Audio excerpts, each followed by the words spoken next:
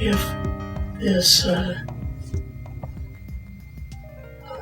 procedure I'm going to have to clean the blood doesn't work, then I've got probably a few more months to make it before my kidneys shut down.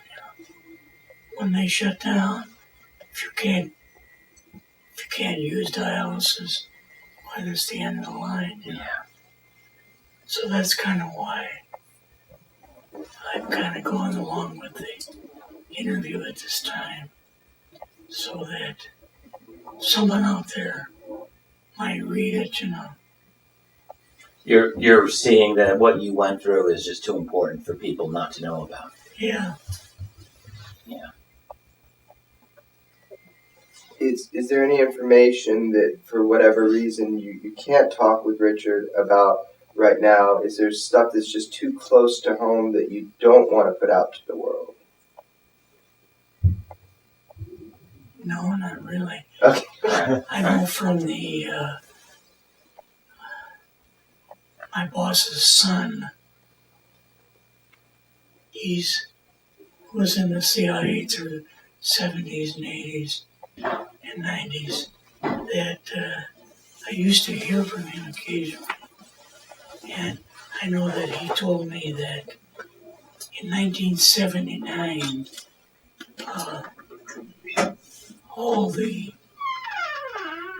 we had 27 or 29 aliens working in S4 at that time, and other black projects, that something happened that the whole thing kind of blew up, and they all left, got into a large craft, and they all left and went to the Pleiades star system. You mean something happened, like there was a altercation, Yeah, violence, a fight of some some sort? kind of altercation. That they all aliens left and went to the Pleiades, to the dual binary star system that they've got there with the two planets, and that they, ever since that time, that they've been working on exotic crafts there to be brought back here at the time of World War III. So they'll add to what they already built here. They've been there 30 years, Yeah. I'm wondering if, when you think back to, let's say, your time when you were at S4. I mean, I know I keep coming back to that, but it's just one of those things that is so interesting to me. What was it like, I mean, just physically for you functioning there? I guess I'm asking, what did it look like? Was it impressive? Was there anything that was just, or not? What was it like? it kind of looked like typical World War II buildings, that they used to make for the bases and for the troops. The building that the alien was in was really built tight so that the oxygen level, they could control the oxygen level. Do you know how much more oxygen the alien required, by the way? I don't know what the degrees would be, but it was a little more than, it was the same level that the oxygen is in the two planets that are in the Pleiades system, Okay. which is, Which we already know we're higher than what ours was. Mm-hmm. Is there another question you wanted to? Yeah, just dealing with that. Did you ever eat a meal out at Area 51 or S4? Was the food terrible? Yeah. Basically, we just had like little snacks. I had some kind of a energy bar of some kind, something like that. Like a candy bar or energy bar Yeah, at S4. yeah. But they had nothing. Lavatories pretty standard. Anything different about those? Well, the lavatories they had taken the doors off all the stools because you couldn't go in any place and be there by yourself. When you went to the bathroom, someone always had to go to the bathroom with you. Mm-hmm. So it was not a nice place to work. The ones that were working there. How was the decor? Was it attractive or just plain? It was plain. Yes, very plain. But some way they must have almost ran out of white paint because everything was white. Inside now. Mm-hmm. Did you ever see any like posters on the wall or written words or anything like that? No, because nothing like that nothing was allowed. You couldn't even have paper tablets or anything like that because, and the people that worked there were treated like the Gestapo would treat people. This is just a complete bare bones facility. Yeah. No decor, no language on the walls, or very little, minimal, no decorations, nothing like that. No pictures, no nothing. Is there anything that stands out? Any little detail? Like, for example, what color were the uniforms of the people that were always shadowing you or following you? What did they wear? Well, some of them that belonged to the colonel had regular military uniforms on, but no name tags. Mm-hmm. Was there any other uniforms that were different? There was a couple that were different, but I took it for granted they were like maintenance men or janitorial work or something. Ah, okay. So I don't know what typical military wear was in 1958 when you're out there. What color was it? Well, it was like camouflage fatigues. Not exactly the way now they have a lighter fatigue. Right. But maybe similar to what we would have seen in like Vietnam. Yeah. That type of a thing, I'm guessing. Yes. Very good. So you can't just make a phone call, obviously, in a place like that. Did you see scientists at all? No, actually I didn't. There was supposed to have been some there, but I didn't see any. I know the movie, Independence Day. the movie Independence Day. Oh, yes. Showed Right, they go to Area 51. Showed Area 51. That kind of was like the main building in Area 51, with the no corners, everything kind of rounded. So I remember that was like a really large facility in that movie. Yes. Is that kind of what you were experiencing? Yes. Something very large? At that time, Area 51 was basically one floor, Mm-hmm. and now it's, after that, in the 60s, it's built way down. I don't know, it's according to some things that I've heard or read, Mm-hmm. it's like 6 or 8 floors or something. Okay. So I don't know how in the world it did that, still had the building stand. Right, digging out underneath a pre-existing structure. We went, my boss said, let's just do some scouting around, as long as we're here near the Washington area. So we went he drove us in a old Mercury Grand Marquis to, I think it was a Grand Marquis. Maybe it was called something else that time. But we drove around and went to this OSS warehouse. And we both had our ID cards. So now, if one person went in, two people couldn't go in through at the same time, or the alarm would sound. Mm-hmm. So he went in, door closed, and I opened it up again, and I went in. But so we got into the main storage room, and just looking around at the different labels on the drawers, and didn't see too much of anything interesting. Mm-hmm. So we eventually walked further down the aisle with file cabinets on both sides, and there was shelves above the file cabinets, and way up on a shelf about 7 feet tall, I saw a little cardboard box, and the thing said miscellaneous secretarial notes. Hmm. And I thought, that's probably nothing, you know.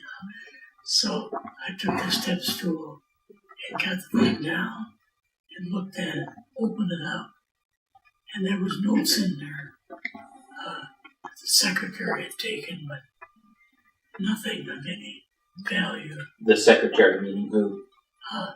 Secretary to whoever she was taking notes for. Okay. Yeah. So, but in the bottom of the package, opened up was a brown, heavy cardboard envelope tied up with a string. Mm-hmm. So I took that out and loosened the string, opened it up, and looked at it. And I told my boss, I said, I think I got something here. And, well, he says, hope we find something. So he looked through it. I gave it to him. He looked at it, and it was a treaty signed between Germany and the United States. And during the end of World War II in 45 or 46, whatever it was, Germany surrendered to the United States. Right. The low-term war. So, in other words, we won the low-term war and lost the high-tech war. This treaty was signed between Germany and the United States. Yes. Do you recall when it was signed? It was signed in 47. 2 years after the war ended. Spring of 47. Do you recall which German officials signed it and which American officials signed it? Hitler signed it, and there was one of his secretaries, probably the guy that typed, was another witness, you know. So wait, I want to make sure I got this. So a signature of Hitler as a part of a treaty with the United States in 1947. Yes. Who was the American signatory? It was Admiral Byrd. Okay. He and signed what, it. What was the terms of the treaty? Terms of the treaty was that we surrendered to Germany, but in other words, we lost the high-tech war that we had with them at the South Pole, and that their terms were they would not fly over the United States, Canada, England, or Puerto Rico, or any of our provinces, with their saucer vehicles and whatever other vehicles they had. And our terms were that we would not fly over Argentina, and we would not fly over part of the South Pole that Germany had settled, you know, and organized at that time, which was, I think, like the northwest part of South Pole. Is that the area they called Neue Schwabenland? Yeah. Yeah.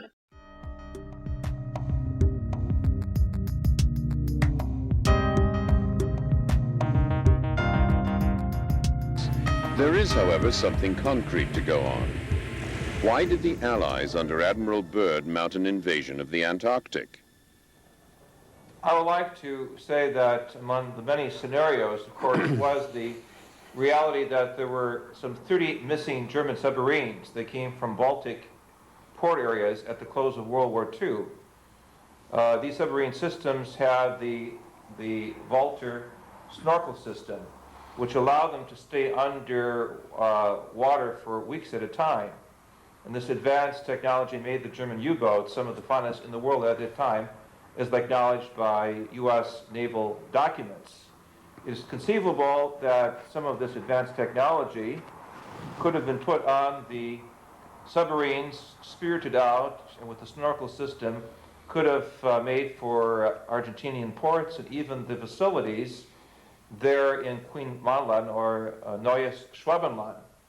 I say this as a strong possibility, having seen the film that was made in 1947 with Admiral Byrd and Admiral Wood. I had the opportunity to actually see portions of this film, and what struck me was the fact that there was a significant military contingent that went down to Antarctica with Admiral Byrd. Why was it necessary to bring some 4,000 soldiers, a battleship, an aircraft carrier, and a support team to go into an area if it was purely a geological/geophysical exploration? Clearly, there were other unknown factors there, and it was up to the Americans to see if they could acquire this missing technology. That is one scenario.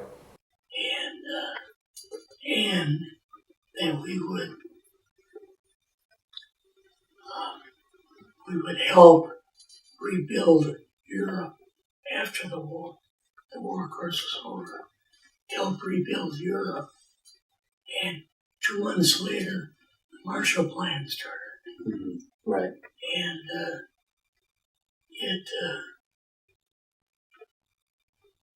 there was, trying to think of something else. Well, let me ask you. You read this treaty.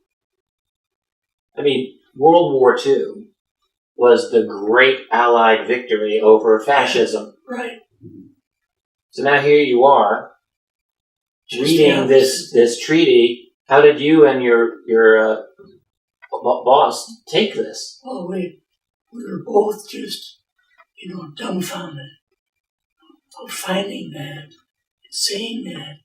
Oh, and by the way, the treaty was typed out on a typewriter that typed fancy script.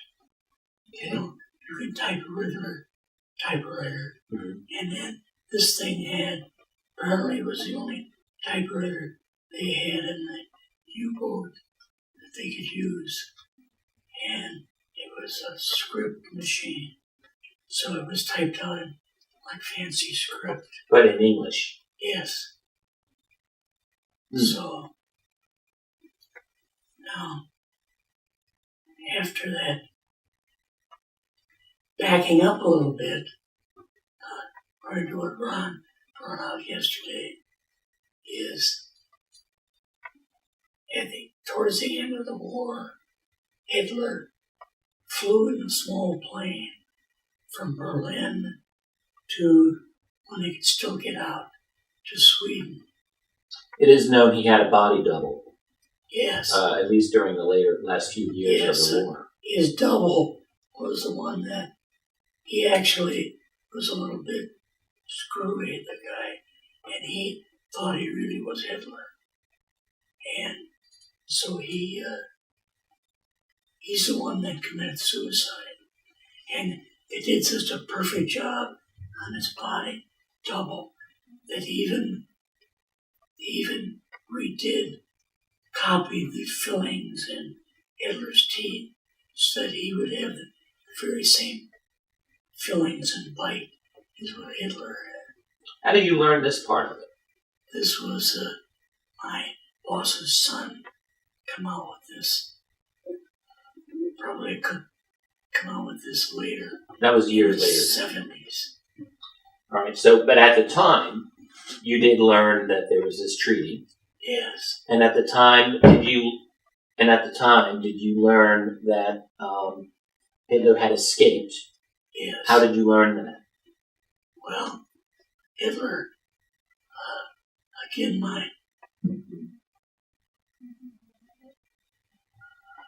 we were reading the material, and in some of these secretarial notes, whoever was doing this for the guy in charge of FBI, J. Edgar Hoover. she had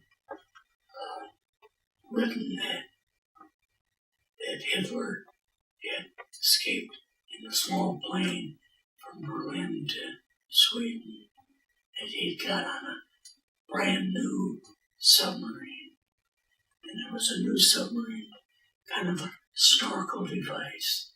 They could swing up and they could go about 25 feet under the water. Still have this snorkel sticking up for air and be able to see what was going on. Okay.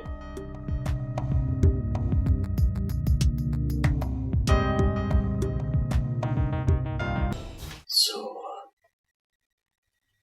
they found a bunch of those later on in Argentina when we started the satellite program. That they photographed them. Right. Yeah, Oscar, you'd mentioned that there was a button on Hitler's top coat. Yes. That the CIA actually had that button. Yeah. When he got out of the airplane, the top button to his top coat hooked on the springs of the back of the seat in front of him. And it may have been probably a little bit loose already, and it tore the button off. Mm-hmm. This was a specific button that only Hitler used? It was a Führer button.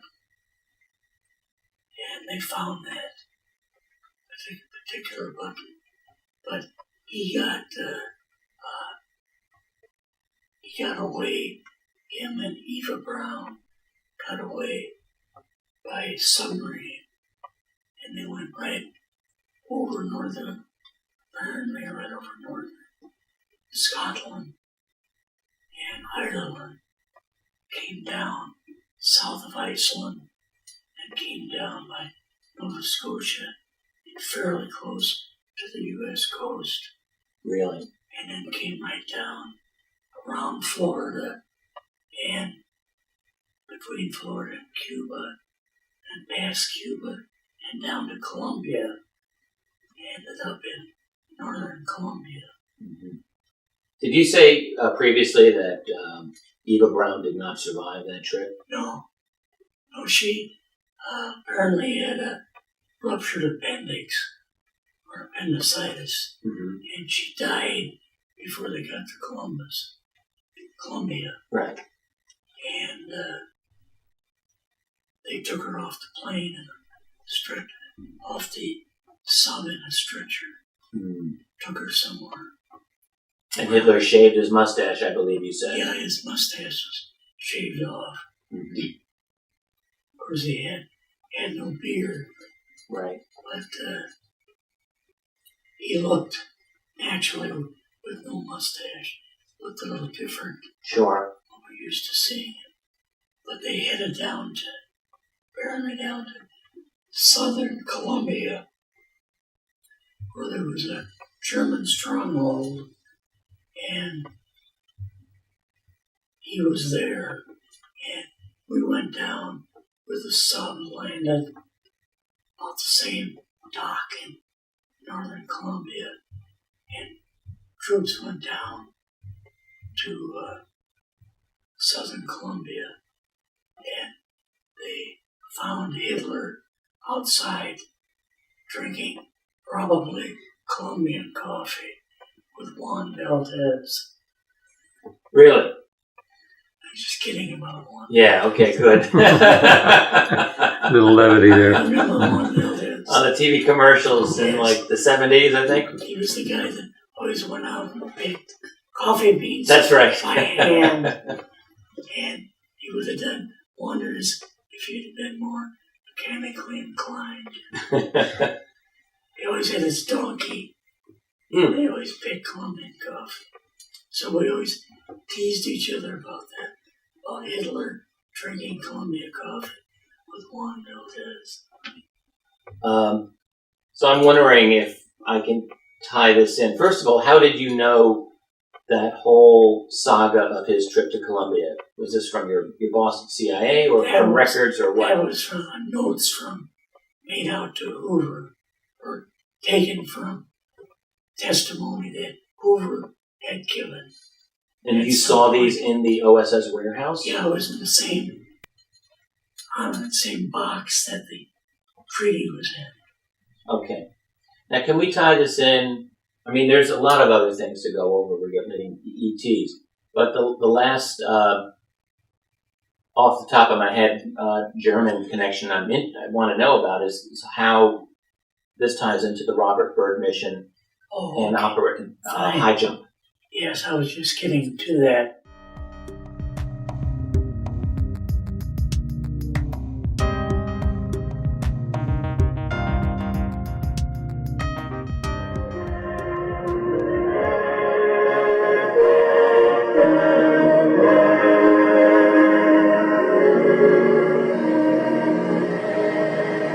This is Robert Montgomery speaking.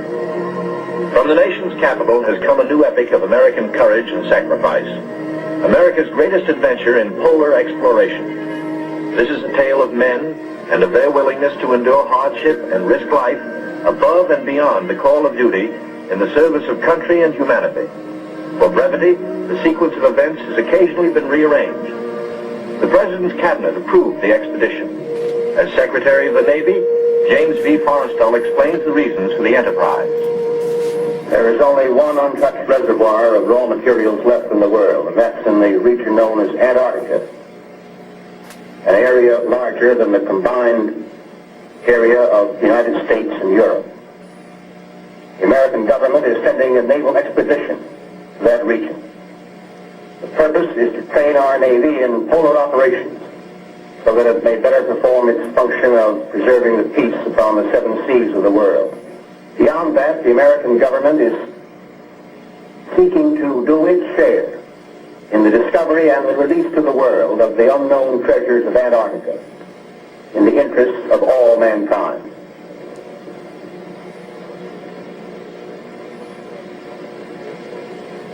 Thumbs up to this gentleman.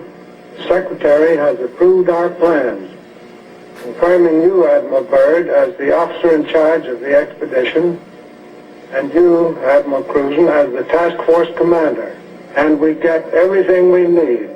That makes Operation Highjump the greatest polar expedition in history.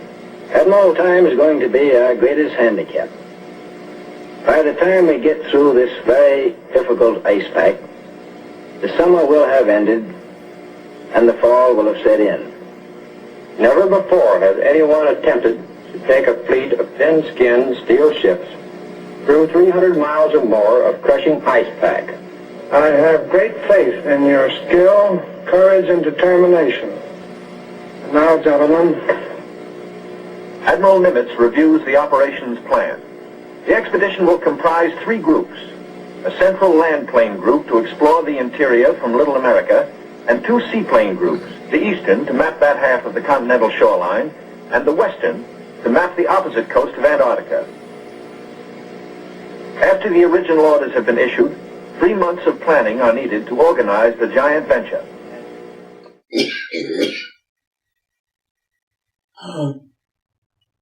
And when they picked Hitler up, they left Juan Valdez there so he could pick the coffee. There you go. But they picked up Hitler, brought him onto the U.S. sub, and he offered no resistance of any kind because he already knew that the aliens and Germans had defeated the U.S. apparently. So they went around from Argentina. I went around from Colombia, around South America, and down off the coast of Argentina. And they stopped there, and a German sub came out. And it may have been the same sub that Hitler escaped in, because it was a new type sub with the periscope. Okay. So then when they got there, some officers came off the German sub onto the U.S. sub, and they talked with Hitler and Byrd, and so then they all went into the German sub. This would be when I'm guessing, this would be when the treaty would have been prepared or signed. Yes, and the treaty was prepared on the German sub after they all went onto the sub. All right. So then what happened? So after the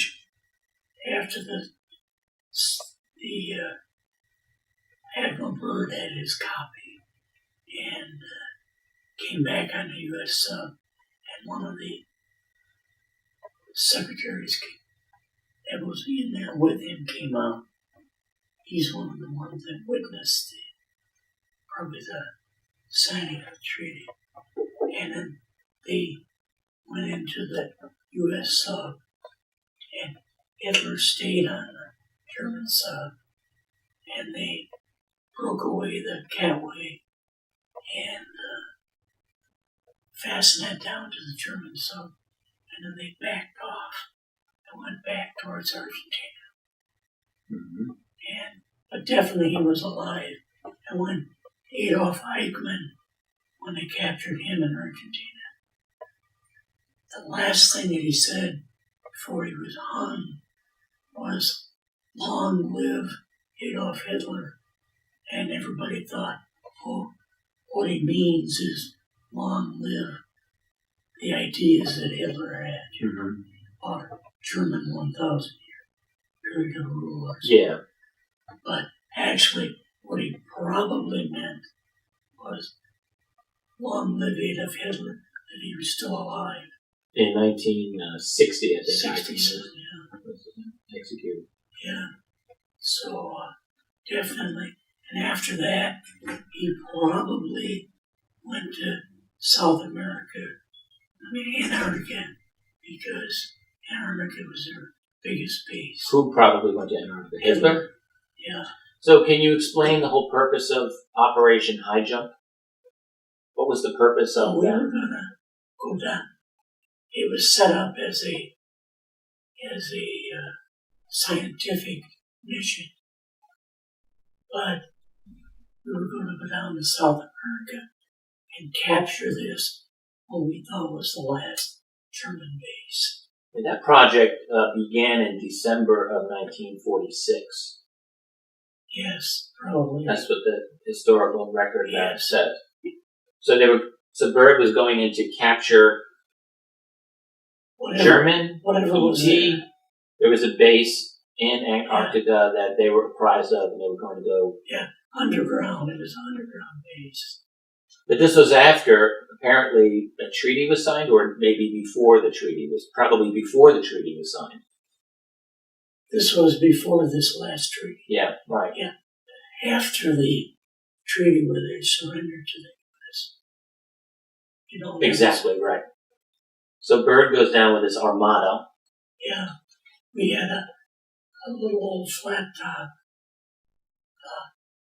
aircraft carrier that had half a dozen fighter planes on it, and light bombers. And they took off from there, and then there was a big, it was like a cover that opened up, and all of a sudden these saucer craft were flying out of there. And they, of course, were much faster than the U.S. crafts that we had. I assume the saucer craft had armaments. Yes, had like a laser type weapon of some kind. And they just circled around shot these airplanes right down, like ducks, Now, I have two questions. Again, I just want to keep in mind, how did you learn this piece of information? From the same material that was written down. All in the OSS warehouse? Yes. Okay. And did you learn in that material who was controlling these saucers? At that time, they had a name for them, and it was Elbarians or something. Aldebaran? Aldebarans. That's a star. That's not the Germans. No, but that's what they call the particular aliens that were down there. So it sounds like the Bird mission didn't necessarily run into the Nazis here, but that they ran into ETs. Aliens. And then we had troops. Unfortunately, Bird used a lot of the German troops that we had captured, brought back to the United States, and we used those troops. They wanted to try to capture the Nazis that were down there because they were anti-Nazi, these German troops that were used. So, but we lost just about all of them because of the German Nazi troops coming out and the aerial bombardment that they had.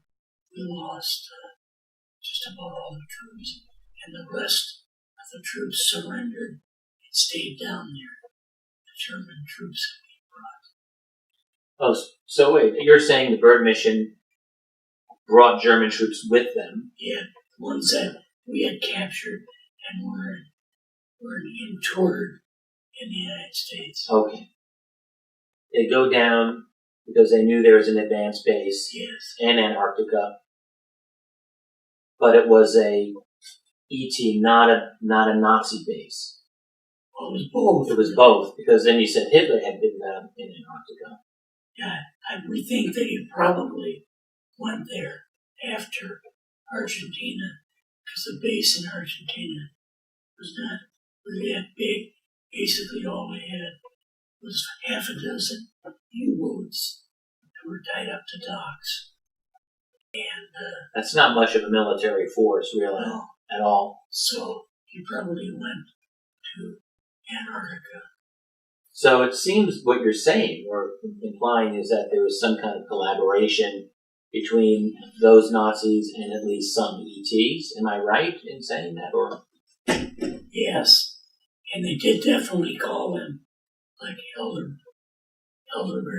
Aldebaran.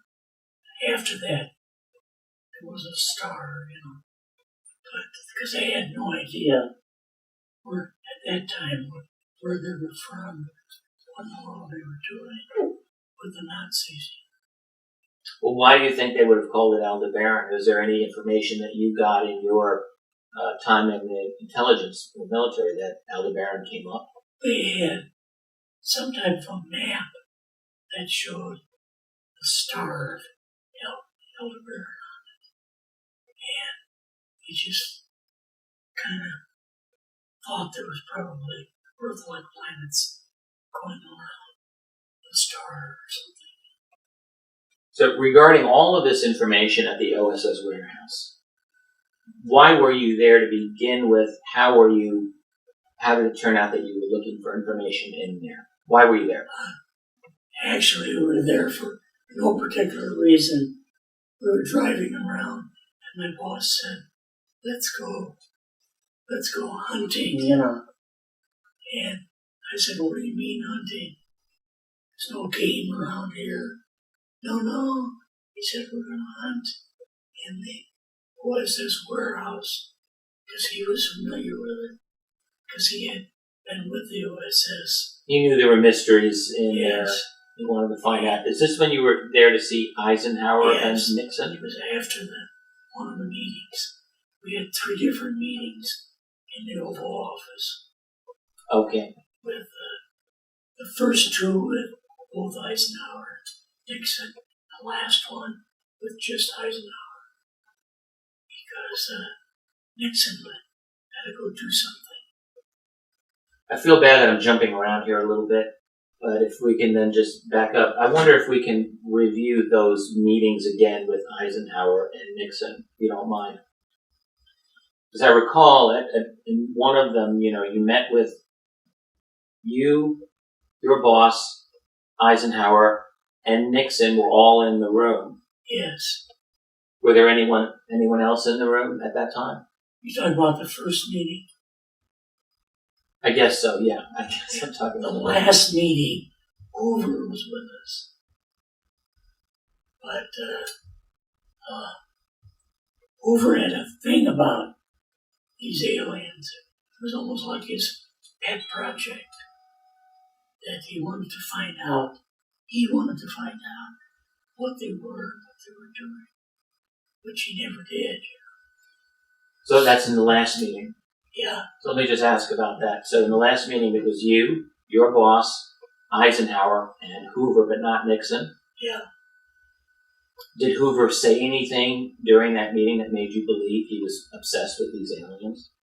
Well, yes, he would ask quite a few questions about, what they look like, so on and so forth. And of course, we went by on the stuff that was written in the interviews. I want to actually even back up further so we can do this in the proper order. So let's go back to S4. All right. One of the things we didn't talk about enough at S4 was this alien autopsy video. Oh, okay. All right. So let's back up there, and then after we talk about that, maybe we can go back to your Vril idea. Okay, that's okay. So basically, what I would like to know is how did people refer to the base of Area 51 compared to S4? Who first said it was called S4? Good point. The first time I heard about it was when we were getting on the bus to go to S4, and the colonel said, "We're going to take a short ride, about 20 minutes or so, to another smaller base, S4, where we've got a lot of the crafts and this type of thing. Where Roswell craft is in storage there, and so on." That was the first time that I heard S4. Am I right in thinking from another statement you had made previously that the whole reason you were going to S4 to begin with was for your work? Yes. In helping you? Why were they bringing you there? What was the point? That we were supposed to see the, Area 51 facility and whatever might be around it. Well, Eisenhower wanted you to go in to get Yes. answers, but was there any other reason you needed to go there? Not really. Okay, I thought I'd heard you say because in your job you needed to see the real thing, so that in analysis you would be able to differentiate what was real and what was hoax. Am I mistaken about that? Well, yes, I guess you could say that. Because we had to... He took the real thing that we wanted to go see really was the Roswell craft. Did they call it the Roswell craft at that Yes. time? The colonel called it the craft that crash landed at Roswell. Okay. So, yes, he did. All right, so we'll jump into the film you were shown, because Yeah. we've already discussed the other part where you... Well, actually, hey, before we get to the film, you saw the craft, and you saw the live alien. Can I ask you about that one more time? Yes. All right. So you're in with... Who are you with when you're seeing this live alien? Well, my boss was right out there with me. Yes. And basically, we had another party from the CIA that we met up with at Nellis Air Base, who came out with us. Okay. And he was working in Western United States on the various, trying to get information on black projects that were starting to be developed. All right. Underground. So, but there was the two of us, three of us, and we looked through the window and saw the alien. Yes. Yeah, you'd mentioned that the two agents and your boss went in the room. You stood outside because you thought it was a demon. Yes. That's what I remember in your other memoir. Yes. You thought this was a demon, not an alien? Or? I didn't know anything really about aliens. So I thought, oh, it must be a demon manifested as an alien. Okay. In fact, my boss asked him the question, are you a demon, It seemed to upset him. It seemed to upset the alien. The alien, that like the demons were much lower than what they were or something. Like an insult. Yeah. I've been insulted. I've been called a demon. But, yeah, it was... How were the communications taking place? Did you say this alien spoke, or was it a telepathic thing, or how did that the go? alien could speak, but only the person that he was speaking to at that particular time, or answering a question, only that person could hear him. How was that so? It was just in their mind, somehow? I have no idea, but he would just talk to one individual at a time. But you had said before that they could hear the alien in their mind, and they didn't know how that happened. So they covered their ears. One of the agents covered his ears to see if it was auditory or whether it was mental. Yes. Is that something that you had witnessed? Yeah, it was that situation, but the alien could communicate, and he had perfect English. It's really something, because my boss said that whoever interviewed him last was somebody with a southern accent. So the alien picked that up and was speaking to him with a southern accent. Interesting. What were some of the questions asked, and what were some of the answers that this alien gave? Basically, they asked him how long he had been there, but he wouldn't answer the question. Okay. He never answered. And boy, I wish I had my whole original notes. Any other questions you can remember?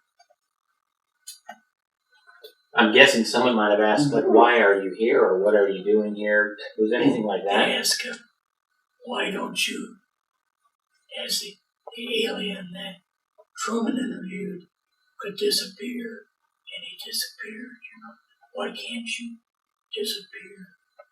And he says, I'm locked into the situation being a humanoid, and I can no longer go back to a spirit being. So he was locked in to a humanoid. And he said, why are you locked in?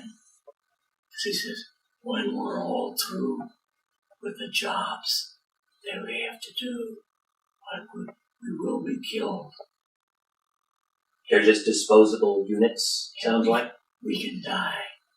In humanoid form, we can be killed. Spirit form, of course, you couldn't be killed. But humanoid, they could. Was this ET, in your opinion, fully biological or also biological mechanical? Biological, I would say. I don't think he was mechanical. Mm-hmm. Yes, sir. You had mentioned about they thought that there was some cloning done, but that they could replace their knowledge into a new body. Could you address that issue? Yeah, I'm trying to figure out where I think I read that in some of the notes that we read where they had alien interviews, and it mentioned that if the body, something was wrong with the body, they could transfer their cells to a new, what they call, new body, what they call new container. They use the word container. Yeah. And those are not in the direct interview, but in the notes that you and your Yes. boss read a little later. Yeah. Containers. Yeah, that's the word that's come up. Linda Moulton Howe wrote in her book about ETs called transferring, calling bodies containers. Yeah, they did. So, interview with this ET, this alien. Anything else you remember from that? Those questions and answers?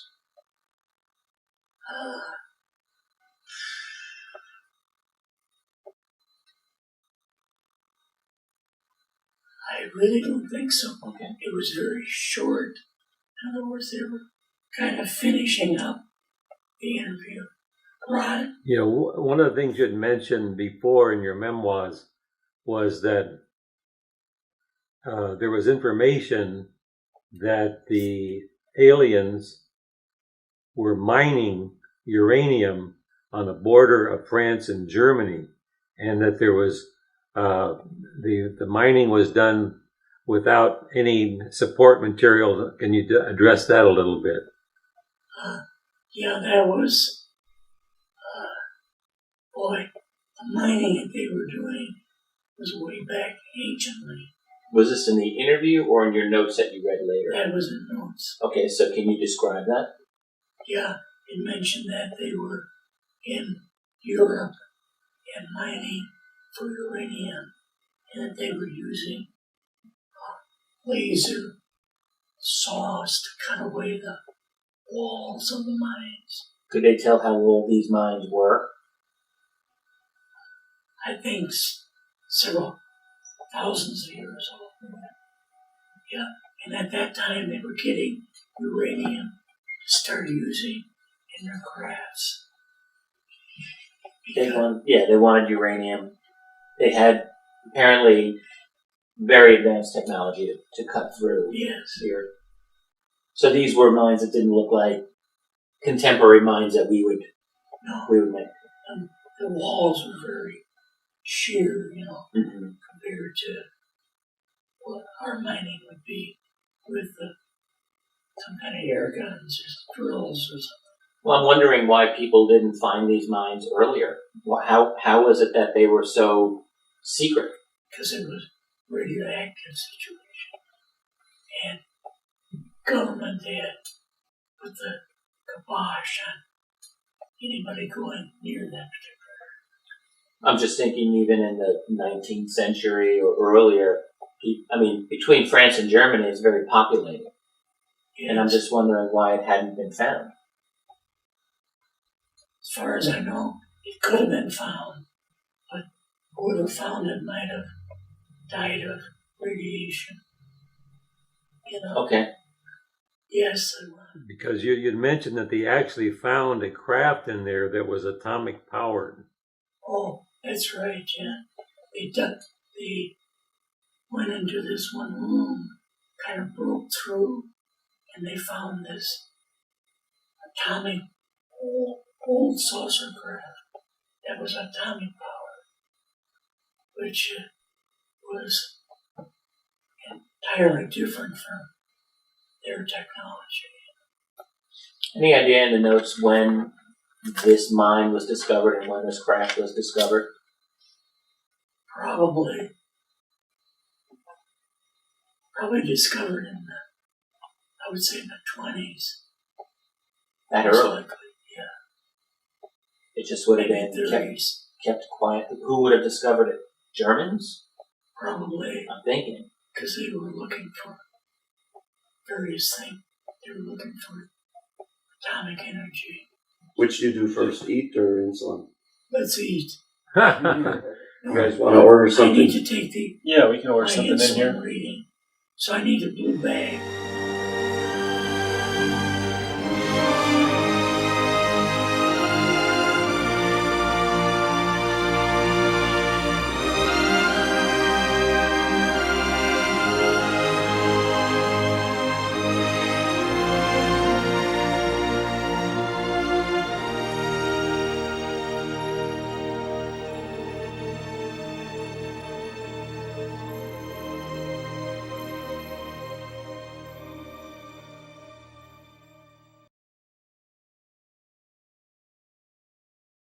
The various corroborative video clips used in this film were excerpted from contemporary TV programs.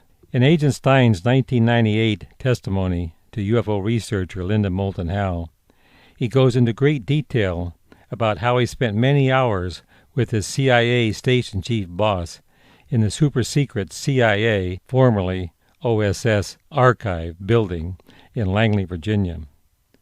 They were very diligent when preparing the briefing documents that would be presented to President Eisenhower in the Oval Office. Stein explains to Stargate cameras that his discovery of all this super-secret information took place in 1958 and 59. The current media research people are just now catching up with these secrets that Stein uncovered over 53 years ago. That is why we are including these important corroborative segments in this film. The point to be made here that some of the secrets include 1. Super-secret documents signed by the U.S. government and representatives of the Nazi government after the war in 1947, basically treaties that committed the U.S. government not to challenge various high government organizations residing in various South American countries, as well as the U.S. government's commitment to rebuild Europe, eventually called the Marshall Plan. 2. Documents proving that Hitler did not die in the bunker, but rather was spirited away to South America via German submarines. 3. He explains the reason for Operation Highjump as an expedition by Admiral Byrd to conquer a secret German base called New Schwabenland in Antarctica, beginning in December 1946. 4. Revelations concerning various occult societies within Germany, called the Vril, Black Sun, and Thule societies, whose trance mediums had the ability to channel off-world entities, thereby instructing, including detailed diagrams, which were given to German scientists on how to construct disc-shaped anti-gravity machines. Other revelations include detailed accounts of autopsy films showing the interior of the alien's brain, called branch brains, which with the use of special headbands, the EBEs could control and maneuver their respective spacecrafts. He explains the reasons for the untimely death of Secretary James Forrestal during the Truman administration. The list is long and extensive, and is explored in the companion book called Whistleblowers at Area 51.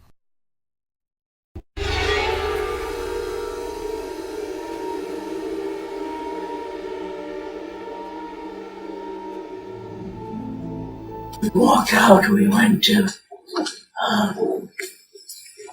another building probably about half a block away, and went into this building. And then the colonel said, what we've got in here is we're interviewing a gray alien. All right, right there. How did you feel at that moment? Well, I thought, boy, we had no idea we were going to see the real thing. All we saw was film. You had to have a little bit of heart racing at that moment. And they said we can't go into the interview room because they have the oxygen level real high for the alien. And we can't disturb that by opening a door and going in. Okay. So we looked through a window and we saw the gray sitting behind a little table, little low table. And they were asking him different questions. What did this gray alien look like? Could you describe him a little bit? This one looked a little bit oriental. So almost like a human. Yes, a little bit. Could you see eyes, pupils, Yes, whites in the eye, anything like that? eyes.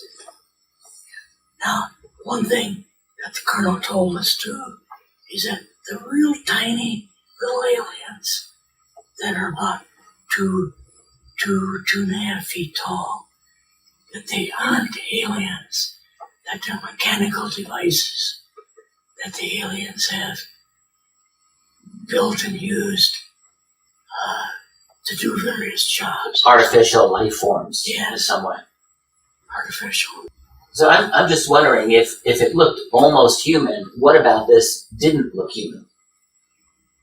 No, it didn't look human as far as the skin tone and basically the shape of it and the size. How was its head size compared with a normal human, for example? Brain was kind of a little bit bigger, Mm-hmm. and some of them, Nose, mouth, ears, what about those? nose was very, very small, and the ears were just like holes. Okay. Mouth? Mouth was very small because they don't need to eat. They don't eat at all. How do they get their nutrition? They're self-sustaining. They, just like when you go deer hunting and you shoot a deer and you find around the outside of this deer you find all this tallow, and these aliens underneath their skin build up this almost like a tallow, and then they feed off this tallow, this material. It isn't really tallow, but they feed off of that so they don't need to eat. And they can eat. It is possible for them to eat, but that they don't have to. So you're in this room. There's, what is it, like a glass divider, Yes, basically? glass. I'm looking through it, through glass, What happened then? Then we stayed there until they were basically through. They took the alien out to another room. What was the alien doing? I mean, did they bring you just to observe, or was there any kind of communication going on? No communication with us. But later on, my boss was able to go in and had a partial interview with him. Now, why were they bringing you out here at all, anyway, to see an alien? What was the point? To go back and tell the president they actually had one. So he did not know at this point if there was an alien at S4? No. Because basically, they fed him nothing but genuine BS. And they didn't know. He never did. We told him why that the black program was going to build the U.S. forces up with a proper Air Force. But we also told him that the guys were building exotic crafts for World War III to be used against us. And so he was the first president that actually knew that. So, 1947, Truman okayed the situation with the Majestic 12 that we build our program and build World War III exotics for the United States of Europe. So these new craft were going to be used against whom? The Soviets or the aliens? These new crafts they were building used against us. Who was building these new crafts? They were. So the U.S. was building these crafts to be used against us. I don't understand. Yes. Originally when MJ-12 was set up, they talked to Harry Truman and they said, we want to build crafts for the United States and want to build crafts for the future, so on and so forth. And he okayed it that, in 65 years, he would be dead anyway, and all the members of his family probably be dead. So he didn't really care if they were used against the United States or not. So.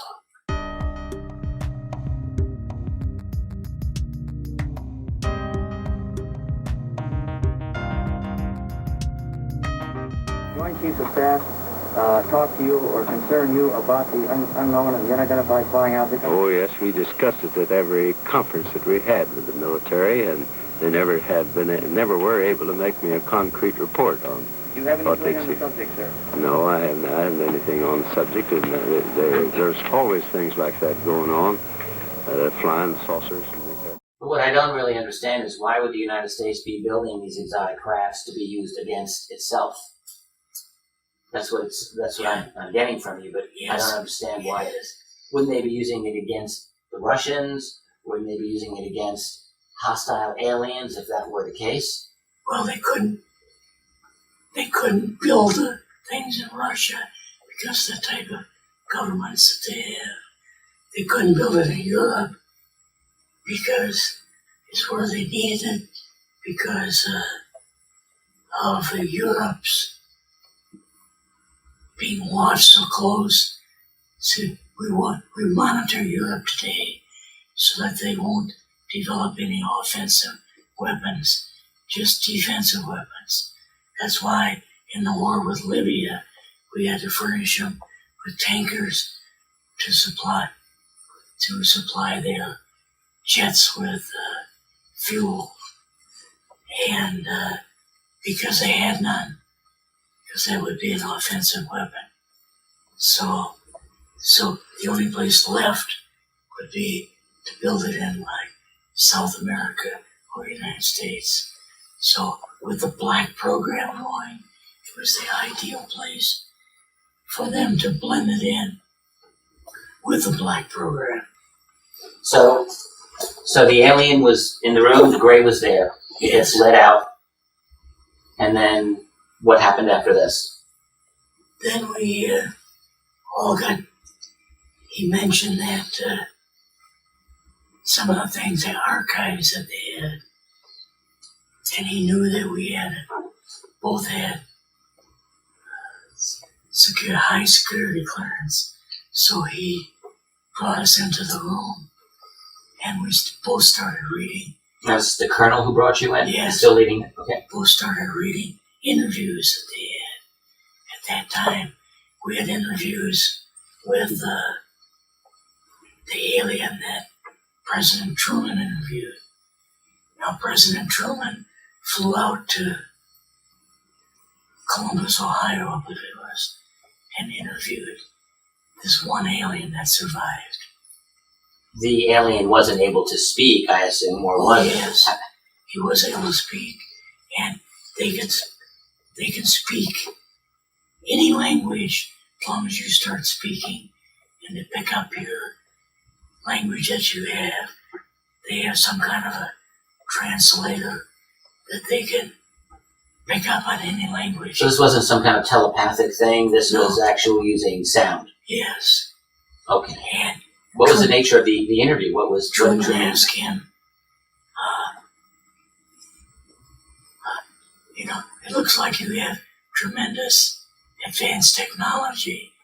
You certainly could attack us right now and defeat us, And the alien said, yes, he said that probably would be true, but we can only go when and where God allows. Only when and where God allows. So that's what he had mentioned at that time. And this is the transcript you're reading? Yes. Okay. What else was discussed? And then he said, Truman said, well, how long do we have, And he said, you have 50 years plus a decade or so. And then he said, how long do we have? What did he mean? Until World War III. 50 years plus a decade or so. Well, so this that is was the late 40s. 47. This was, roughly to 2000 plus a decade or so. yeah, it was 1997 plus a decade, 2007. 2 decades would be 2017. Right. So it's short of that. So it's somewhere in before 2017. For World War III. Yes. Anything else you remember from the interview? But Truman was kind of shocked. And he kind of pushed the whole thing off as being, well, that would be at least 65, going on 70 years. Everybody in my family would be dead, and I'll be dead. So that's how the time limit started with the black programs. What do you mean by time limit with black programs? Things they had to complete. They had to get them done fast. Yes. So that time we started building these exotic crafts like crazy. These larger triangular crafts, larger saucer crafts. Let me ask you this question. When he's talking about World War III, I mean, what does that mean? Fighting who? Aliens? Well, some other country? The country hasn't been developed yet. The country is the United States of Europe, and it would be 10 nations. So it would be a war between the United States and Europe. Yes. The unified Europe. Be a revision from the old German situation with them losing 2 wars, and now they hope to finally win one. Okay. What else did you read in this room or the materials that you were given? Materials, different materials that the aliens came out with. Now the aliens some of them were just bald-faced liars, just told terrible lies. And one of them interviewed said that 20,000 years ago, we helped by regulating the genes in an upright ape, making it walk upright, and like they invented man. So, which was, total BS. But I might think that'd be a lot more than 20,000 years ago anyway. Yeah, well, that's part of the big BS story, But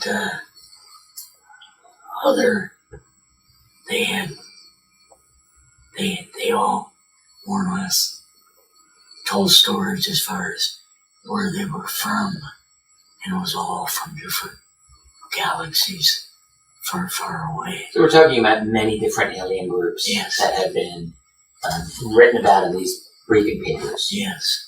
Any idea how many different groups you discerned in that? Probably 3 or 4. Okay. Yeah, they were, as we know them today, as Nordics, blonde aliens, who are about 5 foot something tall. In fact, looking from the rear, you'd think it was a human until you see their eyes. What's different about the eyes? They have eyes like a cat with a long slit. Like a vertical slit. Yes, where you don't see that. Now some of the little aliens don't have that, but those particular Nordics did. But the Nordic interview was interesting because it said that they had a job to do, but didn't do the job, and wanted to build a nation of their own because they were one of the 2 families of aliens that were male and female. All the aliens were neutral except for a couple of groups. So these Nordics basically reproduced. Yes, They had sexual relations, and Yes. whereas the gray aliens presumably did not. No. Yeah. And So the Nordics wanted to create like a nation on Earth. They wanted to have Yes. their own country. so they went over to south of Greece by, I can't think of the Greek island now. Santorini. Yes. And they wanted to build an island because they wanted to isolate themselves from humans, So Nice weather there for sure. they built That's a good place to go. beautiful city, nice city. Lived there for a couple hundred years. And unfortunately, they had built on a caldera of an ancient volcano. Mm-hmm. And there was a massive earthquake, and this volcano blew the whole city. Yeah. 20-some thousand feet high. And killed all the offspring. Now the offspring all died because they couldn't change back to spirit beings that they were, like the parents were.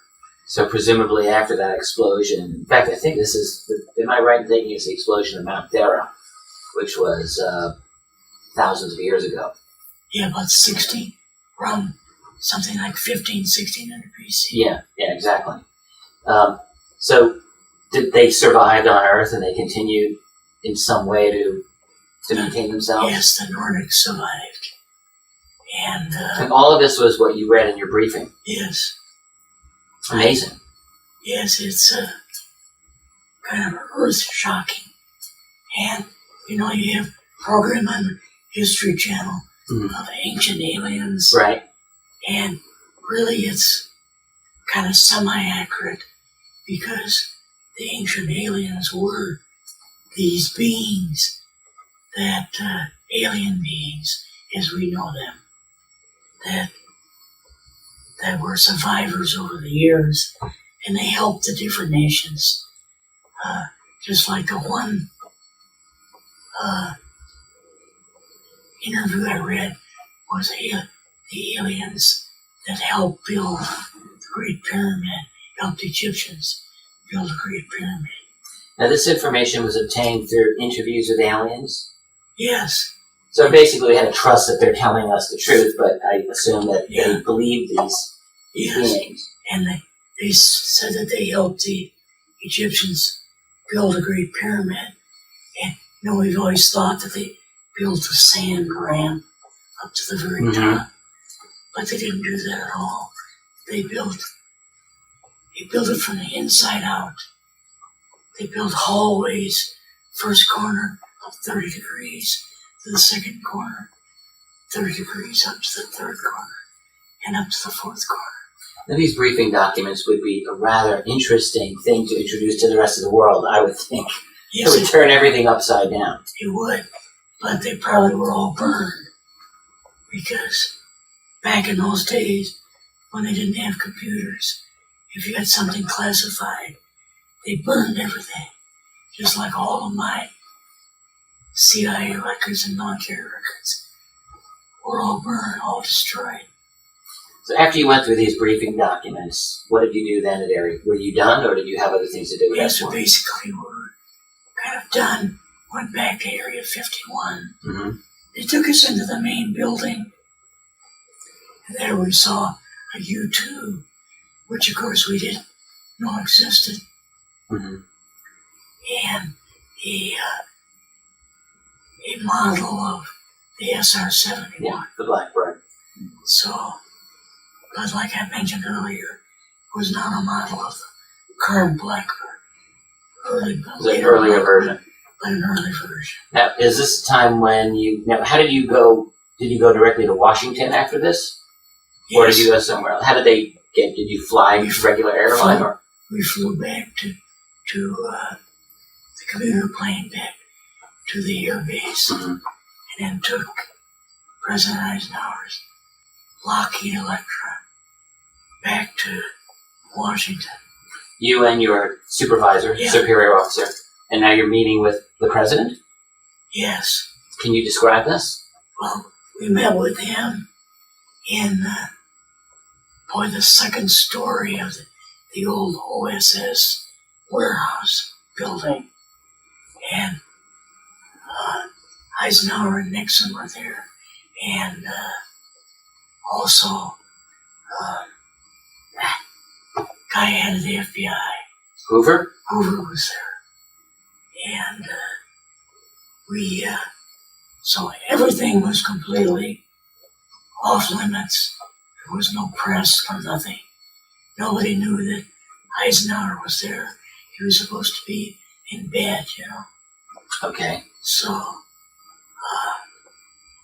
he asked us what was going on, and we told him about the alien and the whole situation, and the black projects and so on. And he was just totally shocked that they were going to be building a program for World War III, as well as building things for ourselves. So, you said to Richard that you gave them kind of like the bogus story. You didn't give them the juicy stuff, So when you're telling them this now, is it that you personally knew stuff that you were told not to tell the president, or you could freely tell him everything you know because you didn't know the juicy stuff? You see what I'm saying? Not exactly. Okay, so he had said to you that he was told to give kind of a bogus report to the president. Is that correct? No, he was told by the president to get the information out of there and report back. So you're just telling the facts as you know it to the president? yes. And what was his level of understanding prior to that? Was he totally shocked? Well, the president didn't know that there was an alien there. No, he didn't know there was an alien there. He had no idea that we were building exotics for some other country. No idea. So, and Now, I still want to make sure I'm understanding this. We were in S4. They were building or testing exotic technology for, you say, some other country. yes, But the question is, what other country? Europe? it would be Europe, yes. So they were building weapons that were going to be used by a united Europe against the United States? Yes, Okay, I wanted to make sure I understood you. yeah, So that's what you're saying. So you're meeting with Eisenhower and Nixon? yes. Nixon was just, he was paranoid anyway. And when he found all this out, he just got so nervous he had to leave the room. So he just couldn't understand what in the world was happening. So you told Eisenhower, I'm assuming that there was a live alien there. Yes, How did he react to this? he was shocked. He knew that they had picked up aliens, but he had no idea that they didn't fly off somewhere. Leave. That the aliens could leave? Yeah, Was this alien able just to leave at will? the one that Truman interviewed was able to disappear. They had him in like a little cage. Mm-hmm. And all of a sudden he was gone. And Truman said, boy, not only do they have advanced weapons, but they could appear and disappear. He says, boy, we're in for a real fight if we get into war with these aliens, So now you're with Eisenhower and you're telling him there's an alien there. And did he say anything that you can remember? Yeah, he was, besides being surprised, he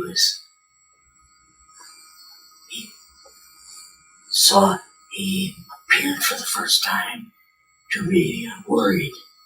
Mm-hmm. Like he was worried. And he said, well, you two guys really did a job.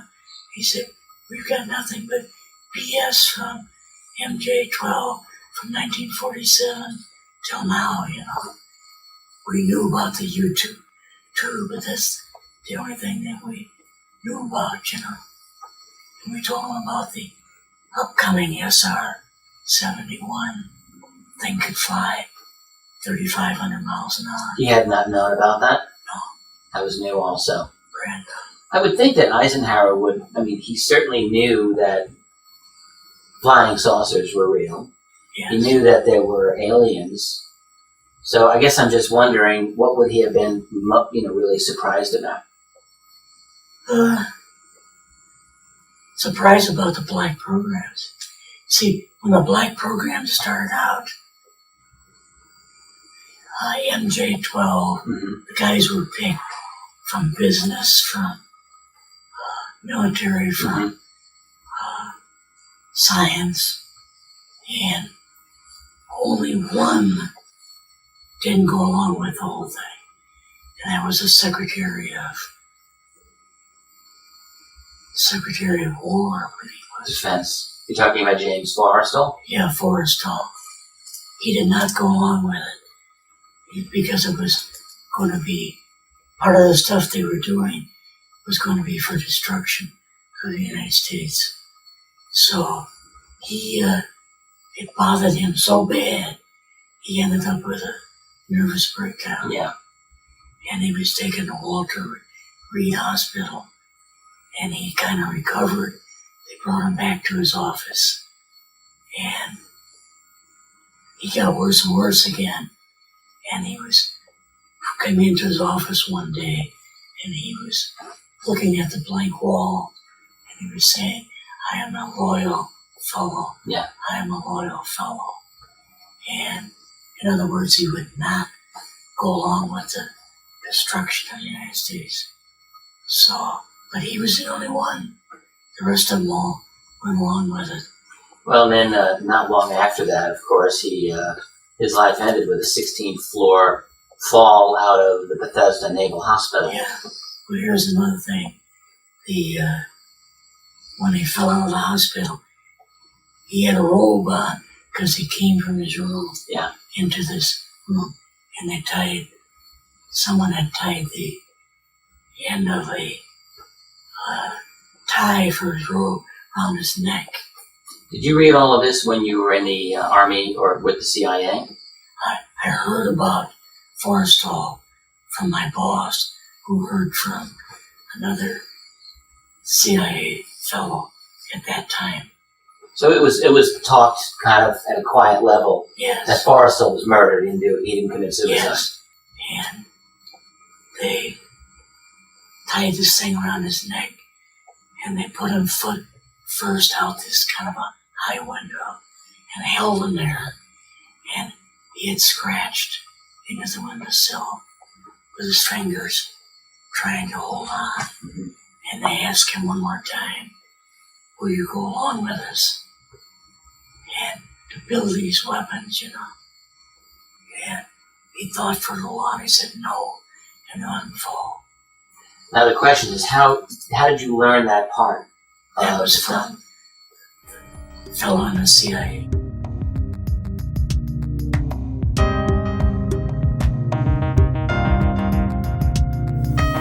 James Forrestal was a man whose presence and policies dominated the news from 1940 until 1949, but excluding a handful of noteworthy exceptions, has effectively been written out of history books and the national consciousness. How was this man connected to the legitimate UFO-related national security concerns of the Truman White House? And did he take his own life, or was it taken from him? If we are to believe the official account, early on the morning of May 22nd, 1949, James Forrestal fell to his death from the 16th floor window of the Bethesda Naval Hospital in Maryland, where he was being treated for depression. But this account doesn't hold up under scrutiny. While the evidence at hand is varied and compelling, it is all circumstantial right now. Nonetheless, it points toward murder. Forrestal's death was precipitated by a profound nervous breakdown, brought on, no doubt, by combined factors. He was a complex, driven individual who, over the years, shouldered tremendous responsibilities during some of the 20th century's most decisive moments, this as his private life grew more and more hollow. Rewrites.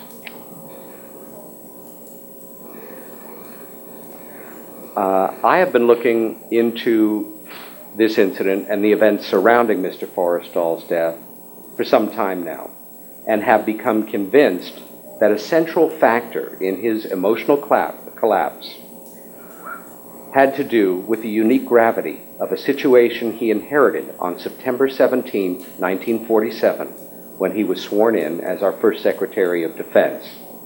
But before looking at this, or into the circumstances surrounding his death, it's important that we have some sense of who this man was and what he had achieved in his life. James Vincent Forrestal was born in 1892 in the village of Beacon, New York, in Dutchess County. His father was a contractor active in local Democratic politics, and his mother was a lay teacher at a local Catholic school. In 1911, James was accepted to Dartmouth College, and the following year transferred to Princeton. He was editor of the Daily Princetonian and trained to be a competitive boxer. In fact, it was while at Princeton, in an amateur match, his nose was broken. And given the choice of having it set or not, he chose not to. Why? He thought it made him look tougher. And you know what? It really did. In his yearbook, he was referred to rather prophetically as the man no one knows. Forrestal left Princeton 3 weeks before graduating to join the Wall Street brokerage firm of Douglas Dillon. But with war raging in Europe, he enlisted in the Navy in 1916. The armistice precluded his seeking service, and he returned to the employee of Douglas Dillon in New York, and in 1923 was made a partner. In 1923, on Dillon's death, he was made president. It was also in 1926 that he married the beautiful but emotionally troubled Josephine Ogden, who was a former Ziegfeld showgirl and an editor at Vogue magazine. As their life together progressed, and this is nothing I'm saying is confabulated, the best scholars that I've read on this subject feel that Mrs. Forrestal was probably schizophrenic. There is no question that she became a hardcore alcoholic as their marriage disintegrated.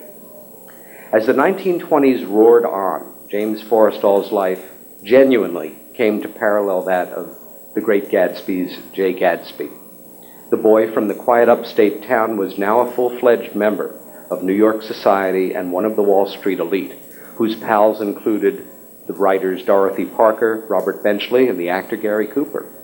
Over the next dozen years, while most of America struggled through the Depression, James Forrestal made a tremendous success of himself on Wall Street.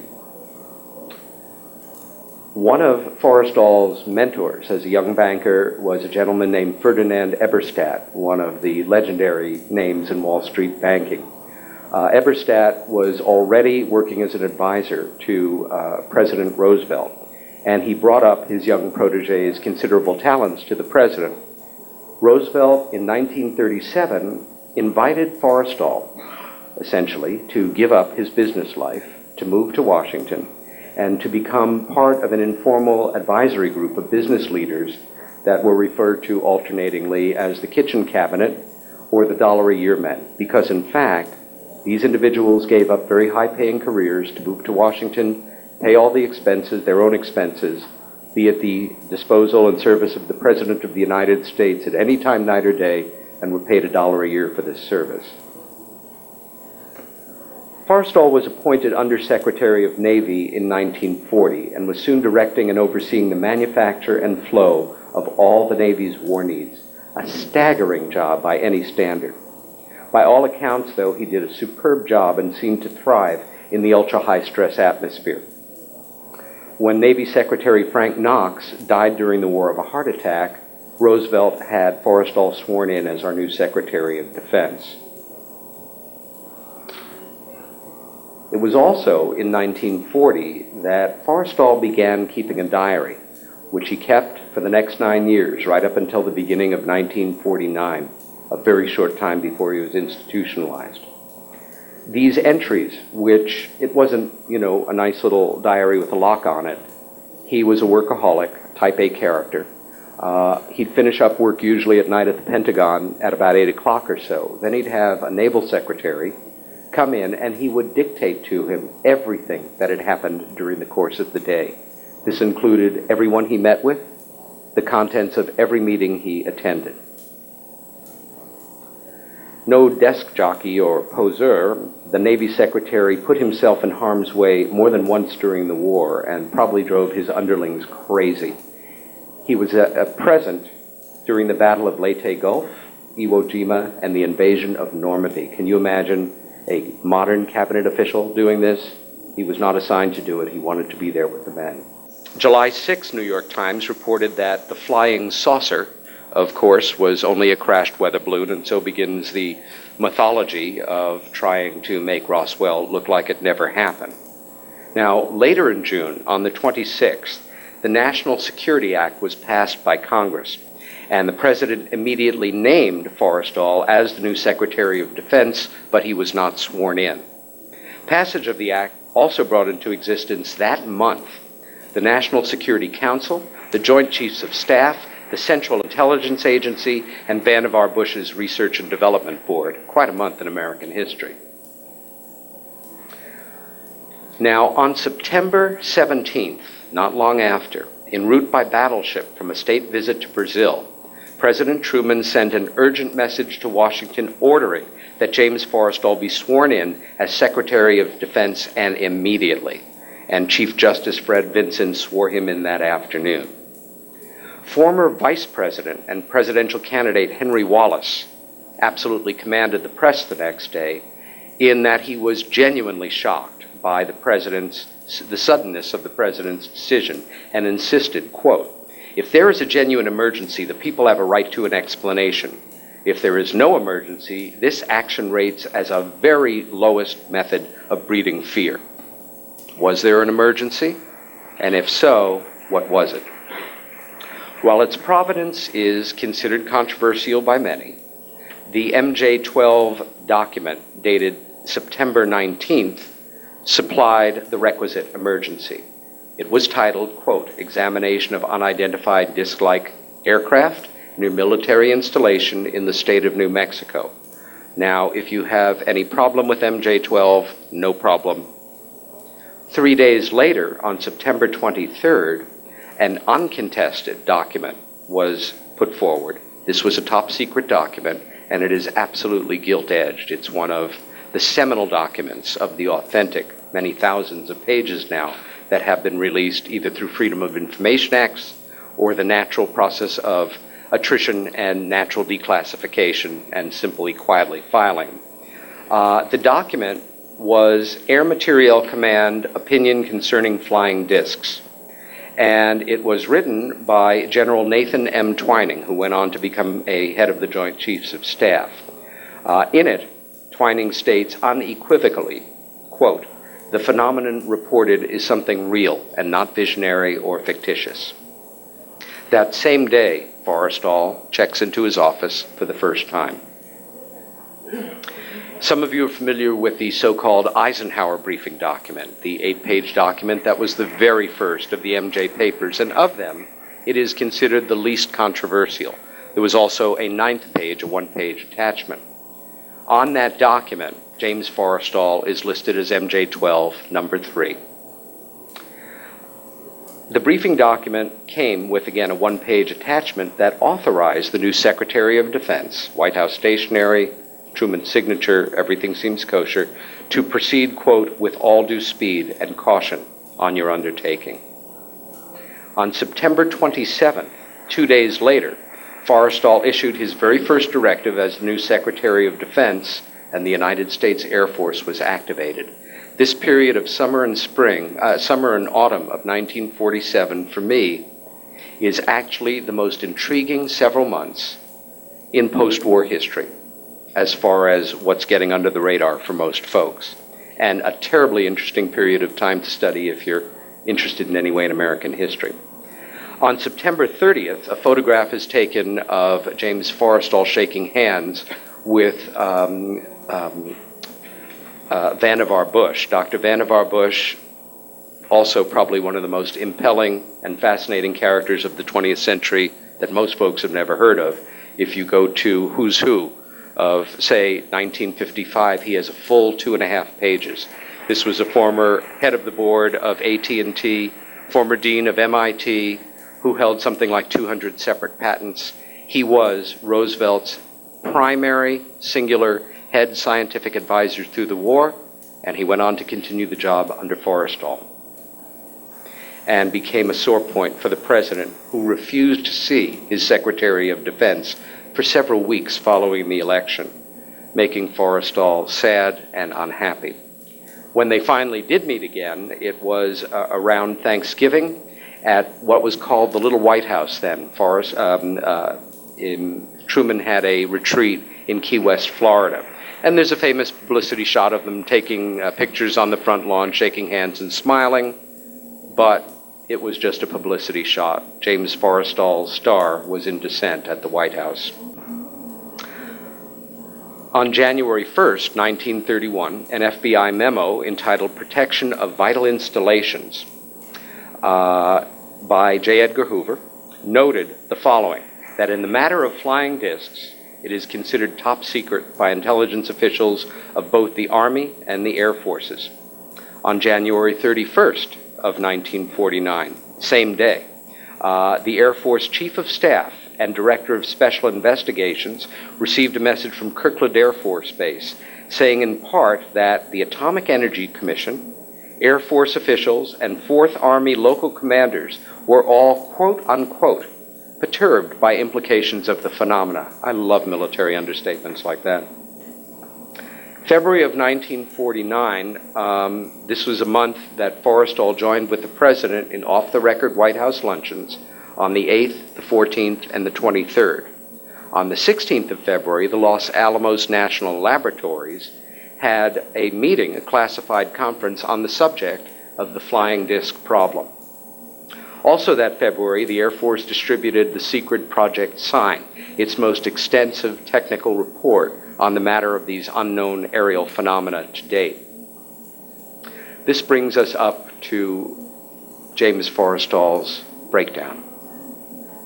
On March 28th, the day of his retirement, the Secretary joined Defense Department employees assembled to see Lewis Johnson sworn in as the new Secretary of Defense. Here, the President presented the retiring Secretary with the Distinguished Service Medal, which is the highest decoration that can be awarded to a civilian.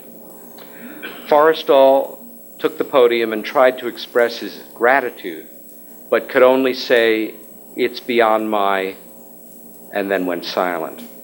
The President, pinning the medal on his lapel, said, "You deserve it, Jim." Now, Clark Clifford, a name some of you might recognize because, although he was a young man and a protege of Forrestal's at the Pentagon at the time, went on to become an Attorney General of the United States, in his memoirs remembered, quote, "Unable to respond to the President's gracious words of praise, Forrestal is led speechless from the room. It was suddenly apparent to everyone there that something was terribly wrong." Following the change of command ceremonies, Air Force Secretary Stuart Symington, who had regularly challenged Forrestal's authority, was overheard saying to him, quote, "There is something I would like to talk to you about." Now, while there is no record of what Symington actually said to Forrestal in the following conversation, which they had in private, there is no doubt that the effect on Forrestal was deeply upsetting, if not traumatic. He was found several hours later, sitting in his office in the Pentagon, which he was going to vacate that day, staring blankly at the wall, repeating to himself, "You are a loyal fellow. You are a loyal fellow. You are a loyal fellow." Once outside of the Pentagon building itself, Forrestal appeared dazed and bewildered.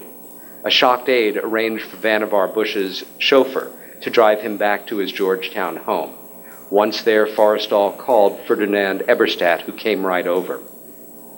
Eberstadt was taken aback at his friend's manner and his haggard look, even though he had looked fine several days before. It seemed the secretary was also convinced and confided to Eberstadt, one of his closest colleagues and mentors, that certain persons in the White House had formed a conspiracy to get him and had finally succeeded.